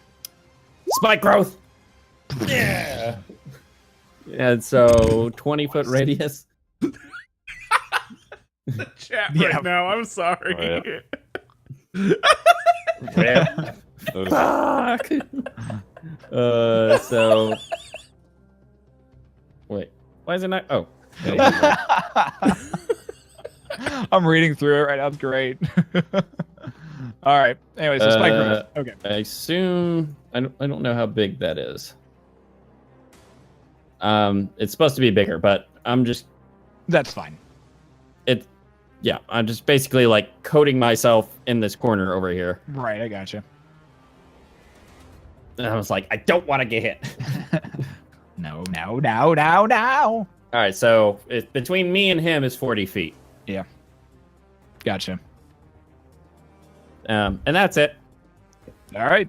The vines. I am going to keep an eye out. Well, can I do a bonus action as a and hold it? You can only hold actions. Can't hold bonus actions. Okay. That's fine. I'm gonna transfer my hunter's mark to that dude that's been hitting me. Okay. Hunter's mark to the dude that's been hitting you. Do. Yep. So Lucius, I'm asleep. follow me. you're asleep. I'm asleep. Follow me. Follow me. Wall of fire. and Lucius, spike you're growth. asleep. So I don't think there's anything you can do for that. Nope. Unfortunately. I don't think there's a save. So nope, there is no save. You are just asleep. Yep, you're asleep. Follow me. You are snoozing unconsciously. It's great. This brings us to the night hag's turn. No. Wait, he's snoozing unconsciously? Yes. You snooze consciously? Sometimes. Anyways, Why not? apparently I just can't talk or think tonight. So I'm just giving you crap, man. No, I know. Oh, I know.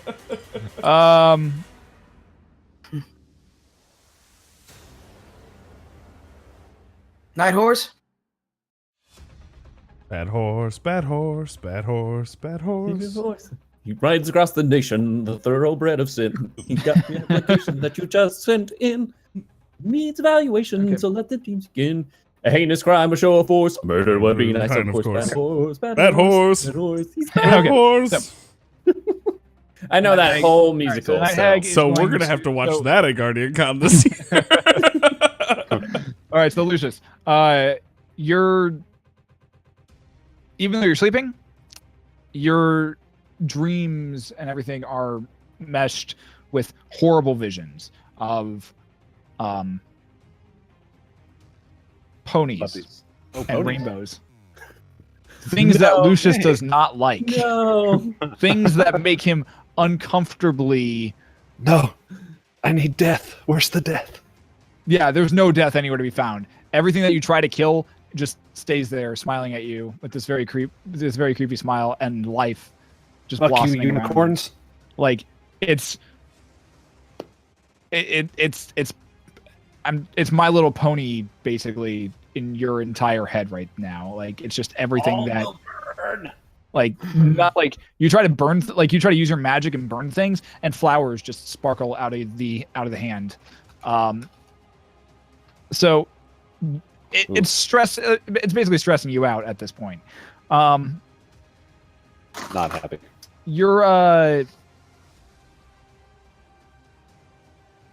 Your maximum hit points are reduced by 5. Oh, good.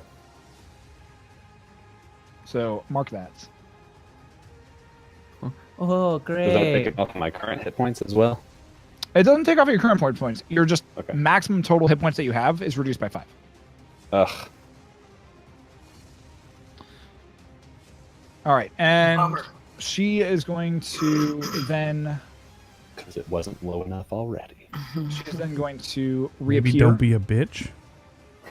She's going to reappear and cast magic missiles one more time. Oh, get out of here, Night Hag. And that is 4d4 of damage. So a total of 13, and that's all going straight at Brontor. Okay. So 13 points of damage. Okay, man. Whoosh, boom, right into Brontor. As just these arcane bolts just kind of slamming directly into you, and you go push right back into Dryden's back at this point. I catch him like full Nelson style, like, "Oh, I got you, buddy."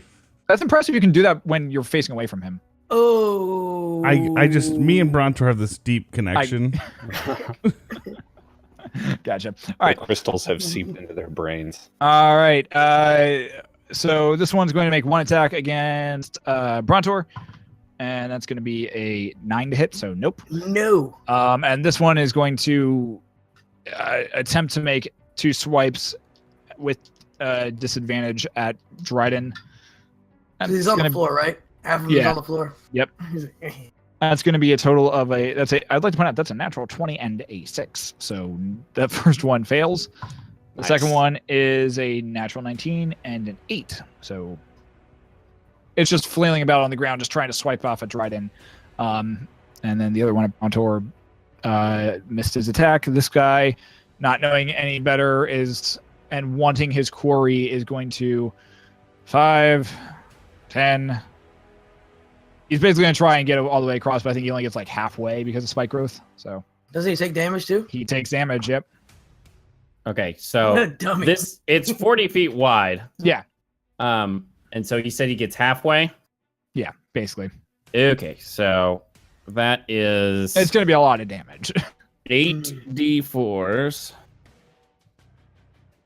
It's like going shirtless through a briar patch. Kinda, yeah.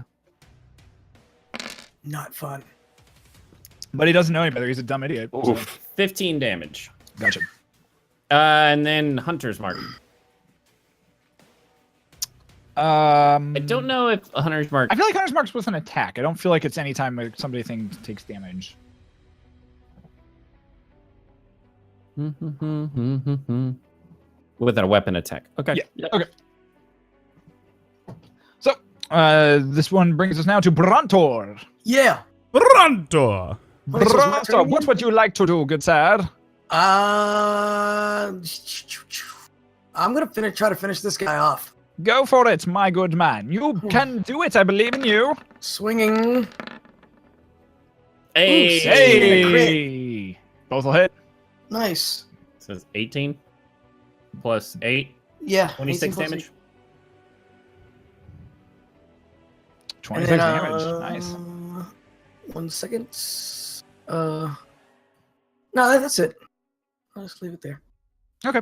So you go slamming into the other arm this time, or into the first arm that you had already tried to bisect, and you completely send that arm just completely wailing off into the distance. It actually skids across the ground right next to the fire, and just completely gets incinerated that way.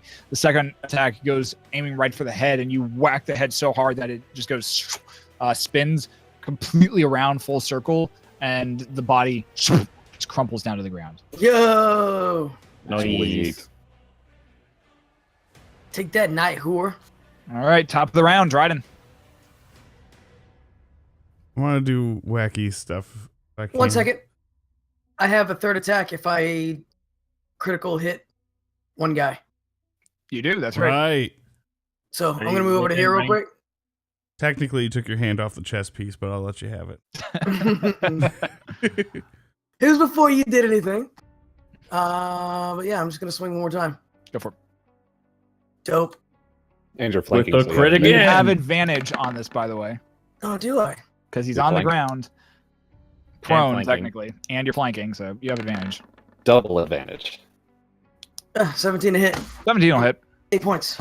Nice. That'll be it, I promise. Dryden, over to you, good sir. Can I see What you like to do? this person? Is she visible? She's not really trying to be hidey or sneaky, and she's just stood up, basically directly over Lucius's body. So yeah, you can see her. Okay. Get weird. I like it. Get weird. I have the axe head in one hand. Yeah. I pull out a javelin. I put the axe head on the back end of the javelin. Like I just jam it in there because there's no axe handle in there anymore. Okay. Yeah. The idea is I throw the javelin so hard that it hits her and pins her to the wall behind With the her. momentum of the axe head. Force. Awesome. No extra damage, No, I know. just to pin her. Make. Oh man. Make an attack roll first off to see if you hit with your javelin. 20. Okay. Now make a strength check, which you have advantage on. 17. So you take the javelin, you throw it, it goes zooming right up towards her, and you watch as it goes straight through the upper portion of her chest and lands Can it her scrape me a straight little bit? against the back of the wall that she's currently against. What was that? Can it scrape me a little bit as it flies by? Nope. You're laying down. Nope. Scrape me, tried. scrape me. So it ends up pinning her, or ends up like getting her pinned right up against the back of the wall at this point. It's going to take a little bit of time for her to get out of that, but And with my second attack, I throw another javelin. okay. 23 to hit. That'll hit. And 12 damage. Nice. Actually, does rage No, affect? it's just 10. Just 10? Okay, yeah. We've Rage we've only talked about affects melee. Yeah. 10 damage. Yeah. All right. 10 damage. All right. So you throw a second one. It ends up just kind of scraping again. It ends up scraping straight like into her cheek as her head just kind of right out of the way as it right embeds itself into the wall there. Anything else, Jordan? I'm going to use my movement. Mm-hmm. And I have actually, Lucius, how are you doing? I'm asleep. Follow me. But health wise, can I tell? Not really at this point. No. All right. Then in that case, I'm gonna literally just walk up right to her. All right. So you make me just a quick athletics check, just because you have to climb up the On bookshelf. top of me. 12. Yeah, you get up the bookshelf. It's a bookshelf. Yeah. Just You like get up- wherever she's pinned against the wall, I'm just gonna go stand right in front of her. Yeah. And I'm never gonna Jeez. break eye contact. Intimidation check? Step on me as he walks by. Do I step on Lucius? Can he kick me? Can he kick me a little bit? Maybe I tripped. Wait. Is there a roll for tripping? Was his climb graceful, or did he shake the bookcase as he went up? I'll say as you climbed up the bookshelf, you watched as Lucius, who was like laying flat on it, is now like his head and like one arm are now dangling off the bookshelf, but the rest of his body is still laying just flat on top. Listen of to the word for that. I clambered up. That just sounds like I woke him up. it. No, I know where you're at. I got you. Lucius is still dreaming of puppies, unicorns, and rainbows that are flying out his ass. It's a It's like hell for. It's a personal hell. Total This is hell. And he's been there. All of this. Oh. yeah. All right, Tom. I'm gonna heal. Wait. Okay. Can I see the dude that I've got quarried? Oh yeah. Do I risk the biscuit? No, you got to Where- risk where it am I to at? get the biscuit. You don't Where have am the I at? biscuit. We're risking biscuits. All right, I'm shooting this bastard. Go for it. All right, so 2 shots straight at him. Go for it. This is not advantage, so these are both shots. Hey. Heyo. Yo, So that'll so many be crits tonight. crit-tastic. 18. And does a 15 hit? Yeah. Okay, so that's 28 plus Hunter's Mark. 34 damage. Yeah. So you watch as you fire off your 2 shots. They just sink right into one of the 2 pulse bulbs that are like one up on his forehead, another one on his body, and you just watch as the arrows sink into him, and he just topples into the ground before the vines all on the ground. The ensnaring vines just cover up his entire body before there's this dull little, and you watch as like about a 10-foot area of vines just goes up and then drops down. Nice. Lucius, you're still asleep. Still asleep. This brings us to the Night Hag's turn. No. She looks up at you, Dryden. I can see it now. The darkness that grows forevermore in your inner thoughts, just behind the veil. I like what I see. I think I'll take a little souvenir. And she kind of reaches one of her hands forward, just enough to barely brush against your chest. Gross. And you feel Different. Harassed. no difference. Actually, pretty close. You feel different at this point. You feel as though something has been plucked from you. I'll take that piece of you, I believe. Please don't. One. That is her entire action, and that is all she can do this turn. Hate to got the Hutu solo. This brings us to the Cryptors. This one's going to make an attack against the Brontor. No. Oh That's no. Oh no, that's going to be a 13 to hit. Negative. And that one's going to be a 17 to hit, actually. That will it. All right, so you take... The guy on the ground got me? Yeah. Damn. With the So- disadvantage and yeah, mine? 16 and a 14, yep. All right, so Quantosito solo. 13 points of damage to you, Brontor. As How many? 13. As the hand reaches out and actually just kind of rakes across your upper shins at that, or your lower shins at that point. But brings us to Brontor. Sweet. I'm gonna go Happy Gilmore style on his face with my hammer. Go for it. Boom! Right in the kisser. Pow, right in the Wow, kisser. right in the kisser. Pow, right in the kisser. Pow! Right in the kisser. Come on. Oof. 10 and 10. Bam! Right, you impact right next to the Is he stone. still prone? He is still prone, so So he you has have advantage advantage. on the Oh, strike. nice. Like, Let's do that again. so we'll say the first one misses because that would technically be advantage there. Okay. Oof. But Yeah, 20 will hit. Yeah, 20 hits. So you miss the first one as his movements are so erratic. You take the hammer and just slide it across the ground and just like crack open the head, and just a huge amount of pus just lands onto the ground and just kind of seems to sizzle up from the ground. But the body is no longer moving at this point. Nice. So. It's 2 for Brontor. Top of the initiative round, Dryden. So she's just standing in front of me?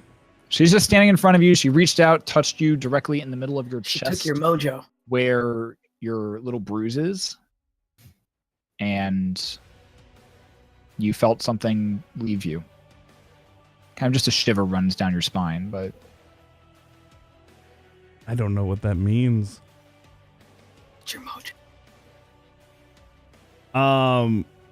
you gotta get You your gotta get- groove back. God damn it. I hate you so Awesome, much. took my mojo. While I'm standing in front of her, Fuck. I'm going to rip the negotiation head off the end of the spear. I'm going to hit her with it twice. As savagely as I can. go for it. Good call. Good call. First one. 15 to hit.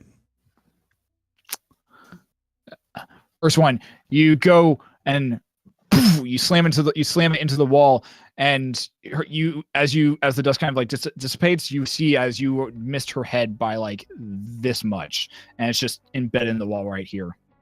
Now I'm real that mad. wicked smile is still there, just across Now I'm the real face. mad. Now I'm real mad. 22 to hit. Yeah. Get him. So this time you rip the negotiation out and you go on the other side and just bring it down right on top of her clavicle. And just embeds itself right into the upper portion of her torso at that point. Be for 10 damage. Yeah.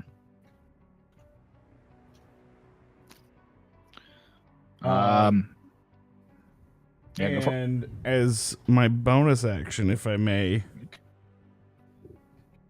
she had a necklace on that Lucius commented on earlier. He saw a green glow in her chest. He's not really sure what it is. Can I remove it? As you look down where the green glow is coming from her chest, you kind of have to like just kind of push the just kind of push the shoulder straps aside a little bit, and you can see in her chest is this Nice. boom, this green emerald from what you can see. That is just like seems to actually be embedded into her chest. The flesh just And it's pulsing? It's pulsing, just green energy. That's gross. Gross. Yeah.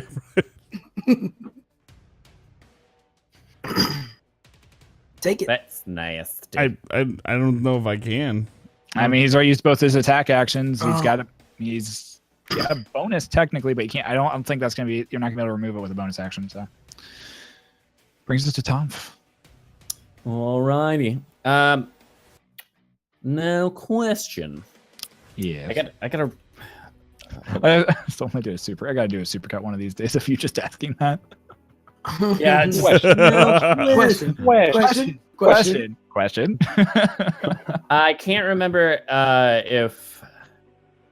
So I know the thorns are technically difficult terrain, but I can't remember if I ignore difficult terrain at my level. It doesn't affect my group's travel. So as far as difficult terrain goes, Are you in your group? I'd say you as a ranger and you having been the one caster spell, I'd say you're all right with. Like it'll probably be pretty much all your movement to get across it, but I figured he could just climb up and just run right over the top of it. well, he effectively basically just has briars there right now. Yeah, that it's something that we have previously just let it go by that I haven't been affected by it, but I was gonna I've say been you've meaning got to bring it landslide up. that's moving through non-magical terrain, but this is definitely magical terrain. yeah. So Yeah. okay. So it's either you, do that and dash as my bonus. Okay. To get to the other side. Now, I remember seeing over here. Did I happen to notice Lucius up on top of the bookcase earlier? you saw Lucius on top of the bookcase, yeah. I'm gonna head over towards Lucius. Okay. So I should be able to make it up here from here. There's 25 and 20. Can I Yep. climb up the last 5 feet with athletics? Right? I'd say probably just getting through your difficult terrain at this point and getting there is probably your entire movement at this point. You can see Lucius now kind of just slumped on top of the bookshelf. Can I reach his arm that's hanging off? You're how tall? 3 feet tall. Yeah, I'd say you can reach it. I'm gonna cure wounds him then. Okay. You You give up. You reach up and give him the warmest high five. I was about to say, I'm gonna give him a little tug and be like, "Here you go, buddy." Gonna give Lucius a tug, huh? I'm gonna give him Is a that- tug. Is that tug enough to wake me up? Little tuggy tug. A little tug. Nope. Still asleep. So 2d8 plus 3. Or wow. in- 7. Nice. It's not quite the mythical bard Barney's Miracle 5, Dang. but it's pretty solid. Good connection at least. Yep. 7 out of 10. Cool. Um, That's it for me. Okay, Lucius, you're still asleep. I'm asleep. Still dreaming of. Can I? Oh no, I did my bonus action. Never mind. Ignore me. Still dreaming of whatever the fuck Lucius hates. It just babies being born. The opposite. Brings us to Night Hag's turn. She's gonna cast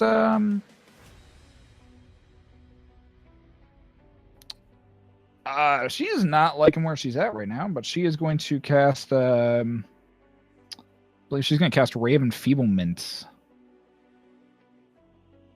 at this point on Dryden. So Uh-oh. Oh, I don't even know what that means. Makes you feeble. Oh, thank you. You're super feeble. feebleness. What do I save against it with? It's just a nope, it's a ranged spell attack, so it's going to be a disadvantage since you're right at melee with her. That's a 3 plus 7, so 10 to hit. No. Who? Cool. The beam just shoots out. You see it coming, and you just kind of immediately like lift your arm up, and this black energy beam just right underneath you. And apart from that, nothing else happens. Yeah, that's all she can do. Fucking right. This brings us to no more Cryptors. This brings us to Brontor. Yeah. All right, I'm going to come up to about right meow. Mm-hmm. And I'm going to turn to the Night Hag. I'm going to cast Blood Curse of the Mutual Suffering, and then I'm just going to chill. All right, so you cast Blood Curse of the Mutual Suffering on her. Okay. Yep. And that brings me down to 1 Blood Curse left. All right. Top of the round, Dryden. I'm going to plunge my hand into her chest and remove this green pulsating thing. Make me a strength check. 20. You plunge your hand directly into her chest. You watch as... and that wicked smile that kind of comes that's been across her face is now like all of a sudden like just a look of horror as you rip this green emerald about 6 inches long just completely out of her chest.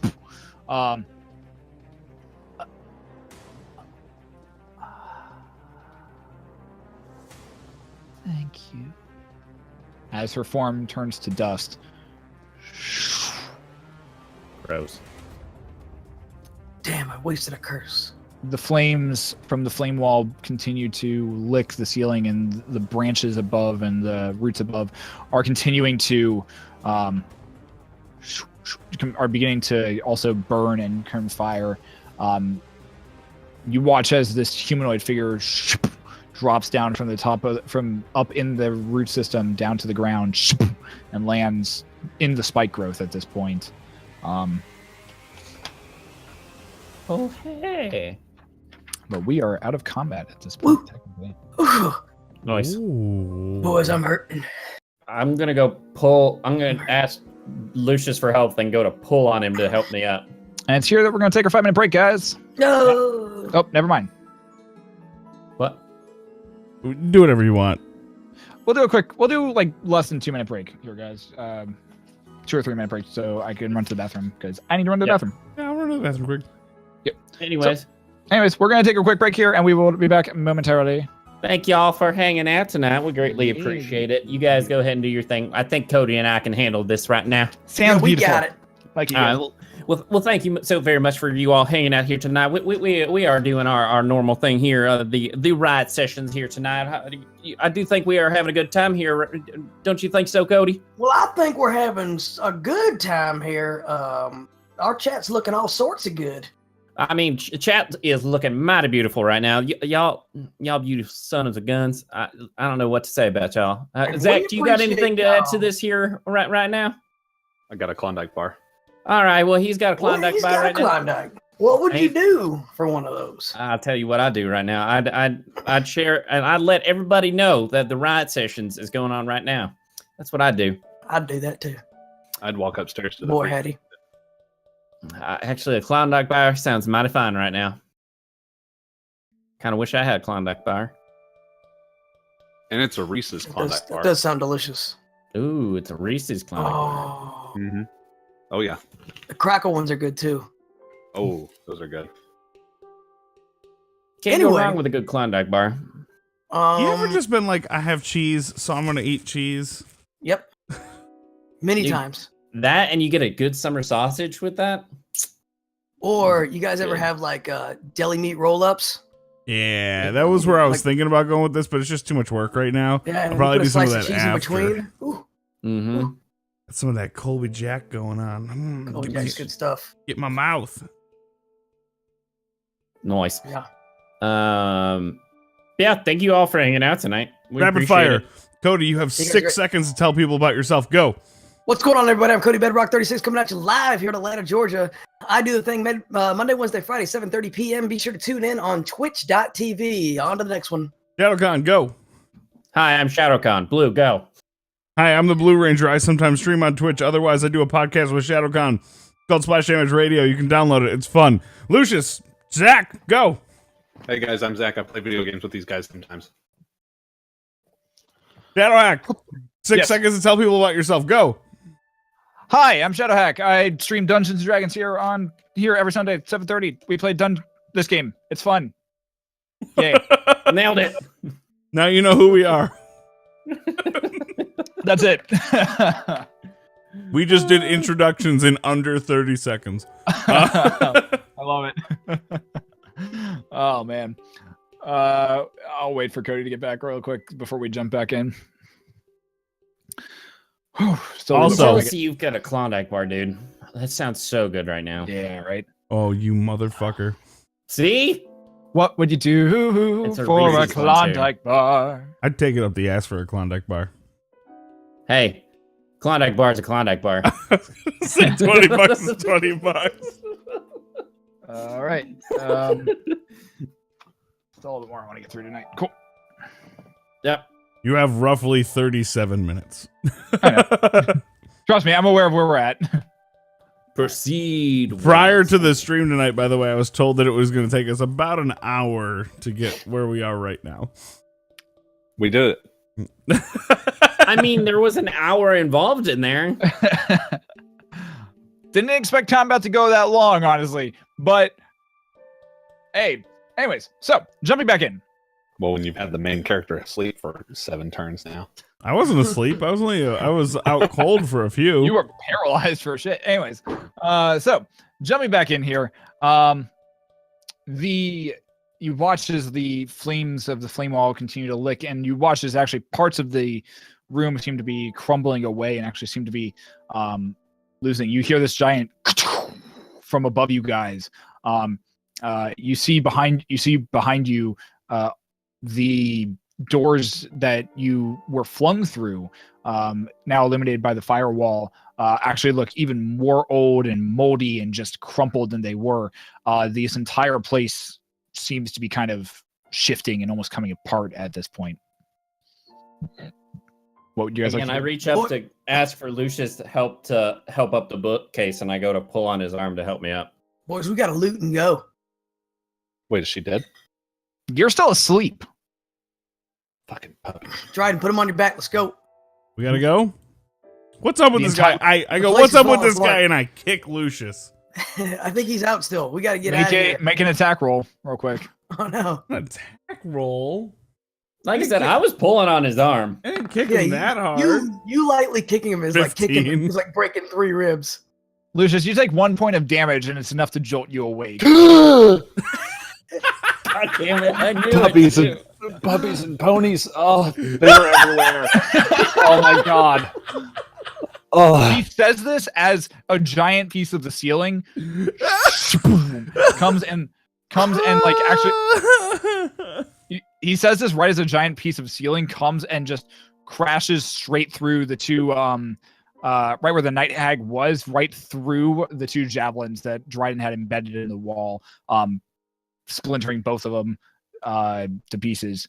And you watch as other portions of this room are starting to just collapse. oh. Question. Yes. The hell did When you all guys this was do? going down, did I happen to notice the thing fall into the magic vines? I'll say sure. Okay. I go I and can- check what fell on the vines, and I dispel the vines. You see what appears to be a humanoid, dressed in a very, very fine, like kind of captain's like army military uniform. And he looks very old, withered. A very gray beard has like kind of there, and his sunken features show these blue eyes. And he just looks directly into you and says, "Thank you." Before his body also too turns to dust and is just completely gone. Is there anything that remained from when he disintegrated to dust? His uniform's there. Let's see what else is there. Okay. Make me an investigation check. I will make you an investigation check. Investigation. 15. You find roughly 25 gold pieces on like within the vest, but that's about it. I'll take it. Okay. All right, and I grab his garments. Yep. You feel the room rumble, and dust continues to fall through all the cracks and holes in the ceiling. The whole manor is beginning to shake at this point. The walls are starting to look like as though they're showing more and more signs of decay and erosion at this point. I would like, what would you guys like to do? I want to check her body. All right, you guys, I need for you guys start running. You run out the door into the room, and as you guys get into the room, I would like for everyone to make dexterity saving throws. I asked Top to throw me a vial real quick. Or a jar. Don't you have jars? Right. Yeah, I've gotten it. I throw in one of my empty jars.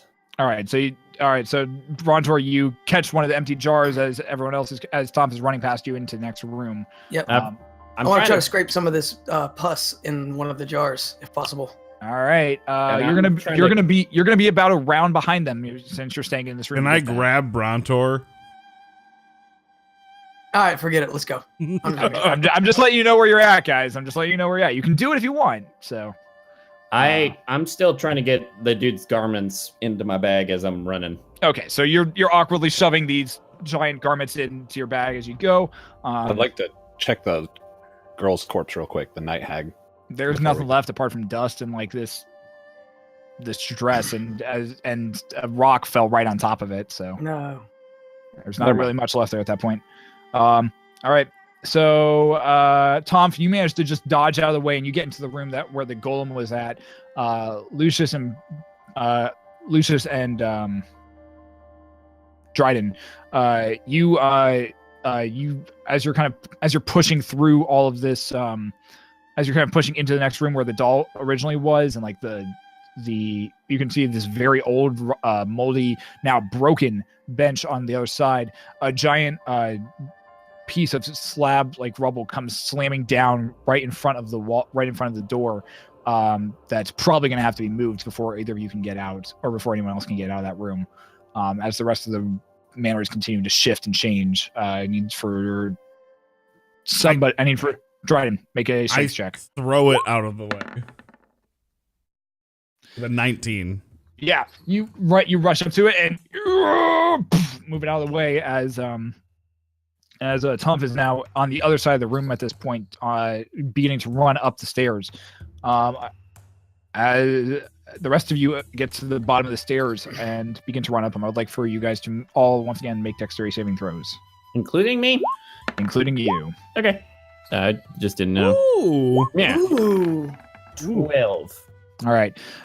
So Tom, as you're racing up the stairs, you make it probably about a third of the way up this spiral staircase before like a 15-foot section in front of you just drops out directly underneath, and you actually have to like reach back and behind you to grab onto the ledge behind you in order to pull yourself back up onto this lower portion of stairs where there's now like about a 15-foot gap up to where the stairs continue up.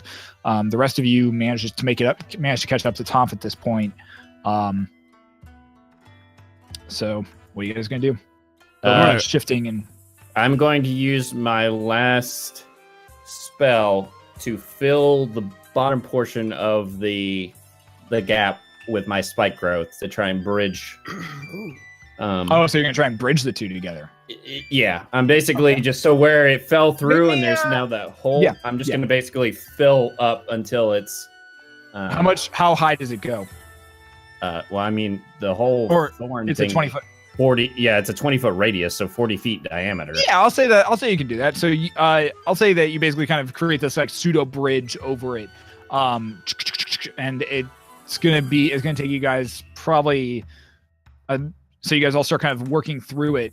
Tom, just go ahead and roll me 2d4 real quick. Okay.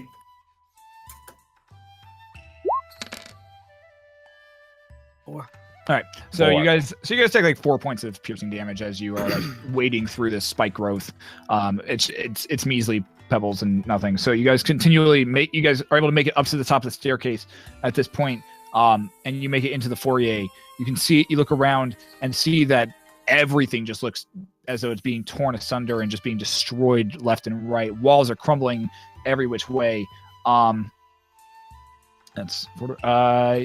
Go ahead and make me one more dexterity saving throw. I'm gonna cast double Hey. dex, so I get to roll twice. 21. All right. So Lucius and Tom, you guys actually make it to the door at this point, which now looks like, which was when you entered, this just pristine, beautiful piece of wood is now just rotten and decayed. As you hear this from behind you, and you look back and you see Brontor and Dryden both now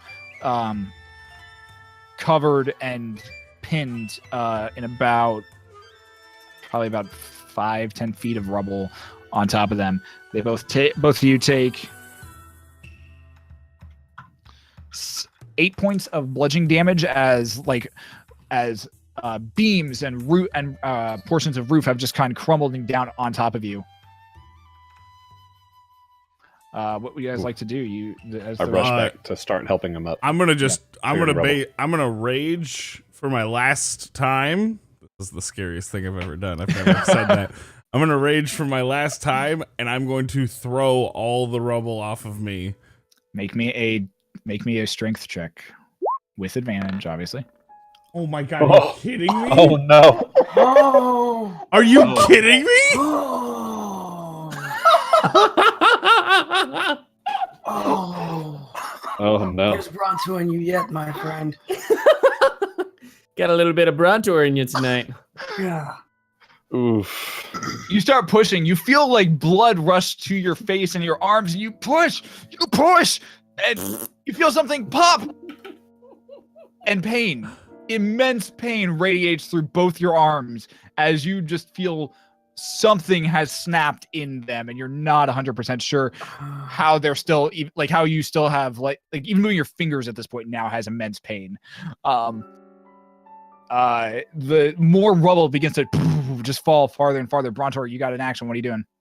I'm gonna try to do the strength check too. Try to lift it. Yeah, go try and get out of that. Yeah, go Yeah. for it.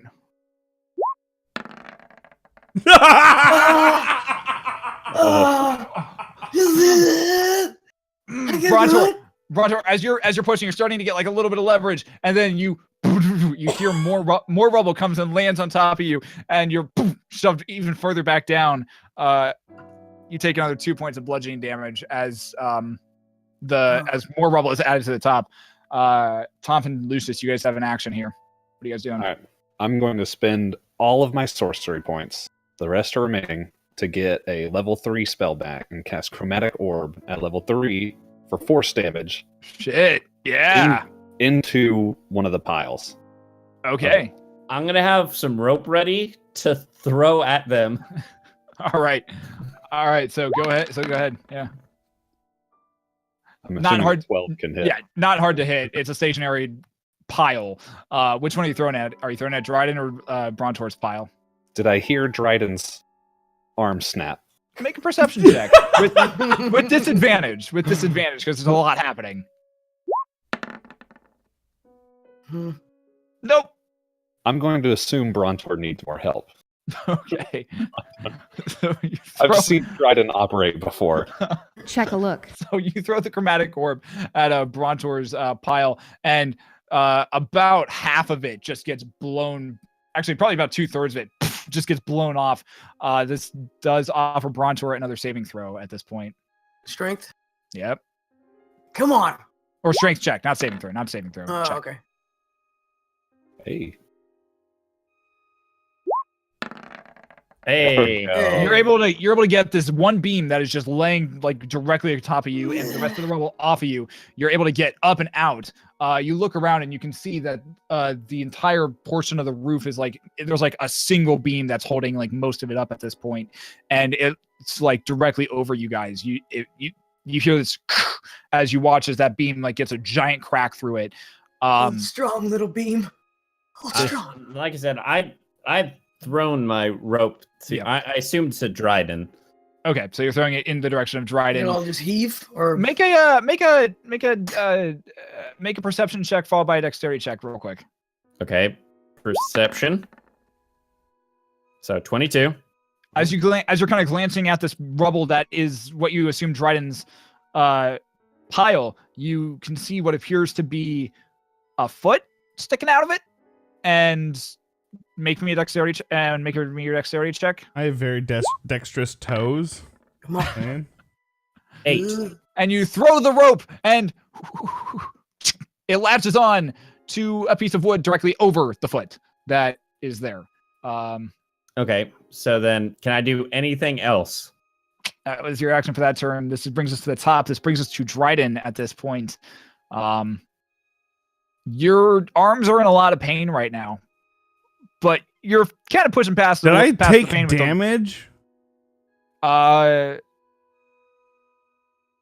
would have been. I mean, we heard a lot. You There heard was a some, snap. you heard some popping and some snapping. At this point, I'll say you took like 4 points of like piercing damage. Cool. So I'm still raging. You're still raging. I do it again. With Go your ahead. feet. Make me a strength check. Hey. 23. So you pushing through the pain and feeling even more pops and cracks, push this giant pile up off of your body and shift it shaboom, off to the side. You looked you hear another resounding come from high above you, and all of you look up in time to see the giant piece of wood that is holding the roof up snap clean and begin to fall towards you. You guys have one more action to get out of the house. You guys are probably about 20 feet away from the door. We all want to dash, right? I'm going Running. to use. Yeah. I'm going to run towards the door, but as I'm going to shoot my ensnaring strike towards the top, and try and web out some vines to see if Yeah. that Keep does the debris from anything. coming down. Yeah, go ahead and make that attack roll. So I'm just going to longbow shot. As all of this rubble is beginning to fall down 25. on top, beginning to fall down on top of you, you find a little piece of wall and fire. The ensnaring strike hits, and this branch just kind of branches out kind of across the way. It catches some of it. I need for Brontor and Dryden to make one more dexterity saving throw. Mother As Tom and Lucius are out the door at this point. 11. You had to beat a 10 is what you had to beat to get it. Hey. So Noise. Dryden, so Brontor manages to jog or to run just straight out the door. Dryden, you're running, and you're starting to feel the pain in your arms, and you look down and you can see just blood just dripping from them at this point. And as you run, you hear this snap as the ensnaring vines begin to snap underneath the weight of the roof. You jump forward and are only half buried in the remaining of the roof as the top half of your body skids out of the door frame, but the rest of your body is trapped underneath. You take 9, 13, 14. Oh, hey. 31 points of bludgeoning damage. Did you have as- that? I did not. So It was 16. So you take 16 points of bludgeoning damage as the rest of the roof collapses on the back half of your body, and you are now effectively trapped, and will probably need to extricate yourself from, or have some help extricating yourself from the house. I've got a rope. Make it out. Am I on my back or my belly or? You're on your belly. You're on your belly. Just We all kind of make laying it? there. Everybody out. Yeah, we're good. Turn around. I'm out. Oh! We gotta pick up this beam, Oh, right? shit. We gotta Right, grind he it. looks like he's a little stuck here. It's like at the end of the Sandlot. You need some help, man? Yeah, please. I'm just before I touched you, I wanted to get permission. All right, Uh, we're gonna lift it. We're good. We got you. Wait, are we lifting anything? Are we Might be pulling able to him? pull I'm him pulling out. him. Oh, okay, we can pull him. Yeah, all the blood will act He's like pinned a by grease. something, right? Yeah, but all the blood's gonna be like a grease. We'll just kind of. Oh, I've got a lubricant. I take out one of my jars of vomit, Yeah, put that and on. I There just you go. pour it on the backside it'll give him on a slip top out. and let it kind of like sink down into the rubble. Okay. Yeah. All right, now he's good. All right, let's pull him. Strength See. checks from you guys. Strength. Yeah. 4. 10. Oh, it teased that 20 so hard. Tom's not much help, Has he ever been? but between the rest of you guys over the next like half hour, you're managed to finally extricate Dryden, as he screams out in immense pain as his arms continue to hurt more and more and more as he uses them. You feel like a few things got dislocated and a few things definitely got broken for sure. In that. Guys, I need the longest rest. I need a good one too. It's not a bad idea, actually. Oh, I'm really hurt. Wait, first we have to go find the fucker that told us that the gentleman thief lived in this house. Oh yeah. Well, we gotta rest where first, was then we'll that find the guy? fucker. Well, that was at the end. We gotta go rest anyways. I say we rest and then we talk to He's him. gonna die. then We we'll have a tattoo him. Stern talking to. Guys, do me a favor. Carry this axe head because I can't with these arms anymore. Is it negotiable? I reach for the hole to open it up and put the axe. I literally... This is his living hell. So you reach for the hole to put the axe head in. You take the axe head and think, it just hits the ground at that point. As the axe head, Fine. as the axe head bounces across the road or bounces down the path, and you all kind of like follow it and try, and you see this as it rolls a little bit and then hits the gate and stops where you see what looks like a pile of things. I swear to goodness. I go and I look at the pile. You find all of your items Hey, piled right there. Tom, make me a perception check. 17. You find in there a small card with a cloak and a top hat on top of it. On the back of it, you see written once again in beautiful calligraphy the words of, "If you ever need anything stolen, just whisper into this card." because I just love stealing. Pocket that card. And then it's signed Wisp Shadowfoot. Wisp Shadowfoot. Good to know. Which, if you recall correctly, is the name of the gentleman thief that the innkeeper told you about. Yep. So Dope. On our way back All to right, the we need inn, sleeps. I need Yeah. to go to the night mantles. okay, so you guys have all of your magic items back. Bag of holding is there. There are a few things that are missing. All of what appear to be all of Jessica's magical items appear to not be there at all. So that is completely missing. Who's what? All of Jessica's magical items were not in that pile at all, Except the Damn. bag of holding. That except for the bag. The bag of holding was the only thing that was there. dibs. Go for it. Sure.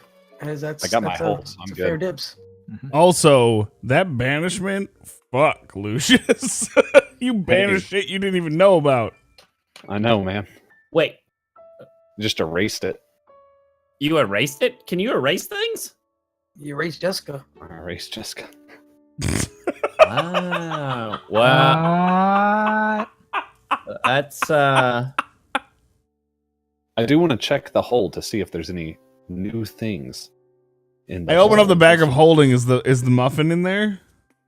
The muffin is in there. I Oh, throw it wow. the fuck away. Fair enough. It's I disgusting. get one of my jars and I collect the muffin.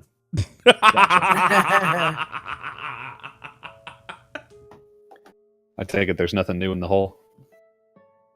Not from what you can see. As Man, far as that I know, there was sucks. only a muffin in this bag, so Yeah, that house was pretty rough. Oh, There were a few other magical items in that bag of holding. I think. It was I old. say scrumptious sweets sound spectacular. You Do I did. check the pouch? Yep. I got chocolates. You got chocolates. Yeah, What? I eat the chocolates. wait. I have chocolates then too, right? I had chocolates. You had chocolates, and as you find them, they appear to be moldy. You And got moldy chocolates. they seem to they're very they're not moist at all. They seem to be like as though like they have been aged for a few days just out in the sun. Kind of gross. Damn you, Wisp Shadowfoot! I eat some of the chocolates. Yeah. I throw you my moldy chocolates into Tom's bag. Fair enough. Wait, I have a bag. Hey, what else is in that bag of holding? What else do I got in this bag of holding of mine? There is a golden ring Dibs. that It's my bag of holding. Fuck off. No, you showed it to Actually, me. no, that's not how this works. Bag of holdings, you have to be thinking of what it is Oh, snap. in order to reach into it and get it. I thought about I it. think of a birthday cake. You reach in and thinking of birthday cake, you find no birthday cake. Motherfucker. Think of a ring. You Doesn't can't work think like that's that. metagaming out the ass. Cut it out, Cody. Little bit. I will say, make me an all of you just make me intelligence checks. Intelligence check. Yeah. Oh, I did a the save. genius. Tom, you're able to reach into the bag of holdings should you so choose, and you are able to find. Do I get a list? Just write this down. You're able to find right.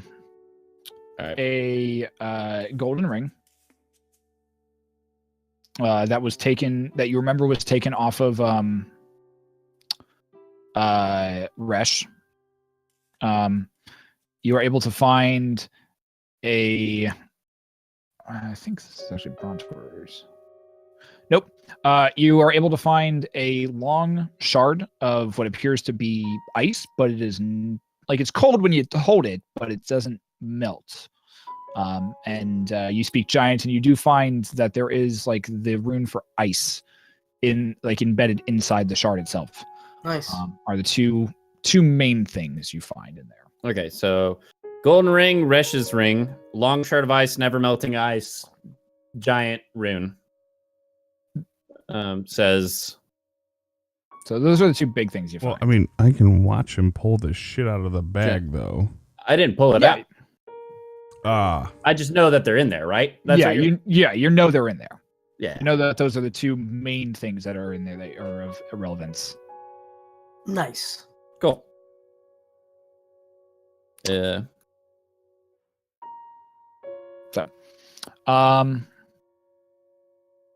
So To the night. that- so heading to the, all right. So Lucius is heading to the Night Manors. What are the rest of you guys doing? I'm gonna heal. Yeah. Well, I'm gonna go back to the inn and rest. I need to. Yeah, I need to me too, guys. legitimately heal. Yeah, you do. Yeah, Like, I'm- not rest to get better. I need to go. I used to have these You might chocolates go. that just healed my wounds, but they went all moldy. I can give you some chocolates. You have some chocolates? I got some chocolates. I've got, to be precise, I got 11 chocolates. Could I have some chocolates? I give him 5 chocolates. Give him 5 chocolates. Wow. So Dryden, do you eat said chocolates? Yes. Tom, would you like to let him know what happens? You get 2 HP for each chocolate. See, the last time that I did this, they You were at healed. full health. Oh. I Yeah, ruined you might need to go everything. to the temple. You were at full health last time. I ruined everything. Oh, damn it. All You know right. what? But you did eat some scrumptious chocolates. Trust me, I am satiated. Is that the right word? Yeah. Yeah. Yeah. So we're Never good heard there. Okay. So, Lucius, Lucius sent to the Night Manors. The rest of you guys are heading back down to the tavern. The Bella's Respite. I need. Where does someone go to like have broken bones fixed? I can Sleep. mend some things. Here. Boy, I can- howdy, a cleric would be nice right about now. I do. I Thanks, will Lucius. cast Cure You're Wounds welcome. on Dryden to try and. I'm gonna go for his arm, whichever one looks more jacked up. I don't know. The left one looks pretty bad. Okay, Right I'm gonna one is rough, but he's got a little more feeling in the right one. I okay. have 6 hit points. Jesus. All All right, you so I'll do have? 1 for I do. Dryden, so you get 7, and I'll go 1 for Brontor, Okay. and that is Alright. all my. Dryden, you feel your left arm snap back into place, and you feel the bone kind of re-solidify. It hurts like a motherfucker, and it itches like. Oh, I'm sorry. You wanted Oh. some help. it works. It works. Eat some Thank- chocolate. Shut up. Tom. Thank you. You fixed Um, it. Hey. You Still a fixed bloody it. mess, and still hurts as though you just like. Yeah, but like- giant voice in the sky. It works now. It works though. Yeah. That's true. Bronter looks over, goes, it looks great. Hey, It's really good. There's some good shit you got going on there, Dryden. You need I- a little bit of help here. I go and I touch his Something. face. So you 8 points. I get 8? You never touched my face. I Ugh. I tried making you a nose one time and you threw it away. So I'm not touching your face It again. fell off. Look, it's not my fault. Glue it on. I made you a nose. I took the time and made you a nose. And what did you do? You left it down there. You did. I appreciate I go up that. What- and I what's go up from half behind. plus I bond go if you behind just Tom. leave noses. I put my hand on his chest and rub his head and just go. It's okay. Shh, shh, shh, shh, shh, shh, shh. Is it more like he's just like Kitty, slapping my head because his armpit? Yeah, just. All right. So you guys do this as you make your way back to the tavern. Lucius, you said you're headed to the Night Mantles. Yep. So on a side note, I don't know if we're gonna incorporate this in, but I would like to do shopping at some Yeah, point. we need to do Yeah. shopping. Yeah, I You gotta guys do can that do. too. Yeah, you Yeah, guys. I got a We'll lot of we do these shopping. We'll do shopping off stream this week as we go. Kinda what I figured we might do. Because that'll be where because this will be where we are getting close to where we want to get to. But I do have Lucius, my hammer you're back, heading though. you do have your awesome glowy head hammer now. Yep. I have been Brontor returned just to started. the hell. Brontor just starts playing it with it. Yep. But I yep. should do my like lightsaber tricks. Lucius, you head to the Night Mantle's house, and it is once again that very kind of warbly, almost like glass, like purple glass made building, with a beautiful front door, deep green grass in front of it, a small small like pebbles sidewalk that leads up, or walkway that leads up to the front door. Lucius takes note of how everything would look much better if it was on fire. Noted. And I'm just going to stroll up and knock on the door. Okay. Takes a moment or two, but the manservant of the Night Mantles walks up and opens the door and says, "Yes, how may I?" Looks at your face. "Oh, good God, man! What happened?" It's some magic. I mean, you know how it is. I Right. do. I've never seen a case this bad before. You're with that. Oh God, you're with those idiots. The rat. Oh, you're with the Rad Squad, aren't you? Yeah, they are idiots, but Oh God, I'm sticking around with you're them. not going to. You're not. He looks like frantically behind you and like. Oh, no, realizes they're that not- There's they're no not one else here. behind you at the moment, and you're like, okay. Last time we had to replace the store. I don't want to have to replace it again, or explain to the master why it's happening last time. Okay. Yeah, you're all good. You're in the clear. What can I do for you? I need to talk to the Night Mantles, being you guys, about a new type of magic that I thought of, and I want to see if you guys know anything about it. New type of magic. An arcane infusement? Interesting. Come on in. And he invites you in. And he offers you. He takes you into one of the rooms that off to the right hand side or the left hand side, which you haven't previously been in, and you find yourself in a very what is essentially just like a tea room, basically. Wine It's and not dine. anything close to your taste. It is white lace. It's frilly. It's like perfectly painted china. Lucius takes note of how everything would look much better if it were on fire. And he kind of escorts you into the room and says, "Wait here. I will get the master." And he shuffles off. A few minutes pass. I bow as he walks away. He looks back at you awkward and strangely, but he shuffles off. A few minutes later, you hear the kathunk, kathunk, kathunk of the head of the Night Mantles, as this very old-looking dwarven individual with this long white beard, giant spectacles on his eyes, walks up to you, wearing these deep purple robes. All right. Oh, it's you again. What can I do for you?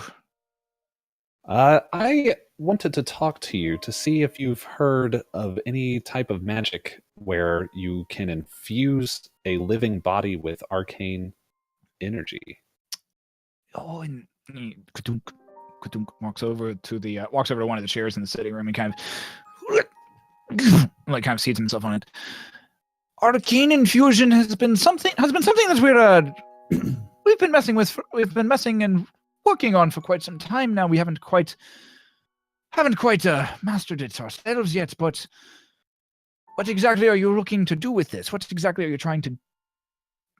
Well, I'm wanting to infuse myself to make myself stronger, specifically in the muscles. Intriguing idea. Well, we have a little bit of research on it, but it is very, very experimentary at this point. I am all for experimental research. In fact, if you need a guinea pig, you're willing to I am test- more than willing. to test yourself on. And you watch As as he long looks as- like very taken aback by this. As long And as I get to cast the spell myself. You teach me, and I don't see any harm in that. And he kind of reaches into a pouch and pulls out like a small, what appears to be like purple stone, and he hands it over to you. I will give you our research, and I'll let you look over it, and you can make of it what you will. However, if and when you ever cast the spells, use this to contact myself directly and tell me of your findings, because the more that we can find out about this, the more we can continue to expand our knowledge of the arcane and exactly where these spells are going to take place and continue. Over the course of the next roughly about 3 hours, he spends actually showing you their research into this type of magic. I would like for you to make an Arcana check. Arcana. 18. So, you gather a good amount of knowledge. He is impressed as you actually start pointing out how the arcane lines within the actual body themselves can be manipulated to follow the muscle structure as compared to the nervous structure that is already implemented within the body. And he actually starts seeing that, and it actually kind of, you see like the spark of innovation kind of pop into his eyes as you continue to expand and kind of continue to collaborate with him. So next to arcane infusion, or write down like arcane infusion somewhere, Zach, and put 3 circles next to it. Okay. Check mark one of them. Nice. The rest of you make it back to the Bell's Respites underneath in the main city of Mirabar, and you guys are taking a rest. Yeah. Yes. So you all find your way to your rooms. It is approaching pretty much early evening at this point, and you all find yourselves to rest and take a full night's rest. Lucius, is there anything else you would like to do at this point? Before Just you return to the egg. Oh, no, not for it. Just, I'm going to be looking over his research pretty much constantly during rest. Yeah. All right. So, eventually you all make it back to the Bell's Respites and enjoy a long and much needed full 8 hours of sleep, rest, bandaging your wounds. You wake up the next morning, and it's here that we'll pick up next time on the Riot Sessions. Oh, yeah. Oh, Nice. What a good week. That was awesome. What a good week. GG's. I think that went really well. Yeah. Who has the crystal? Is that Dryden? That out of her chest? The emerald? Yeah. Yes. Okay, Dryden has the emerald. Good to know. Uh-oh. I'm just making sure I know. It's more because I have all of the items that you can find, like, on my end. I have them, like, categorized by who has them. So, good to know. Very, very good session. Thank you, everyone who hung out tonight. Much appreciated, guys. If you're new to the channel, once again, I'm ShadowHack90. This is the Riot Sessions. We play Dungeons and Dragons here every Sunday evening at 7:30 Eastern Standard Time. It's a lot of fun. It's very enjoyable. It's kind of weird, but also silly and funny. A lot of stuff happens. Love it. Loving it. Loving it. Check a But look. like I said, we'll do the shopping off. We will do shopping off streams. That way we don't have to bore everyone with a shopping week. Yep. Cool. And next week, guys, we will have our second recap video, which we will actually open the stream with. So if you're here at the beginning of stream, you're going to get roughly, this one's actually a little shorter than the last one. So it'll be about 15-minute long recap video. I don't think we're going to play the entire recap. If we do, we'll start it earlier. But the current recap will start right at 7:30.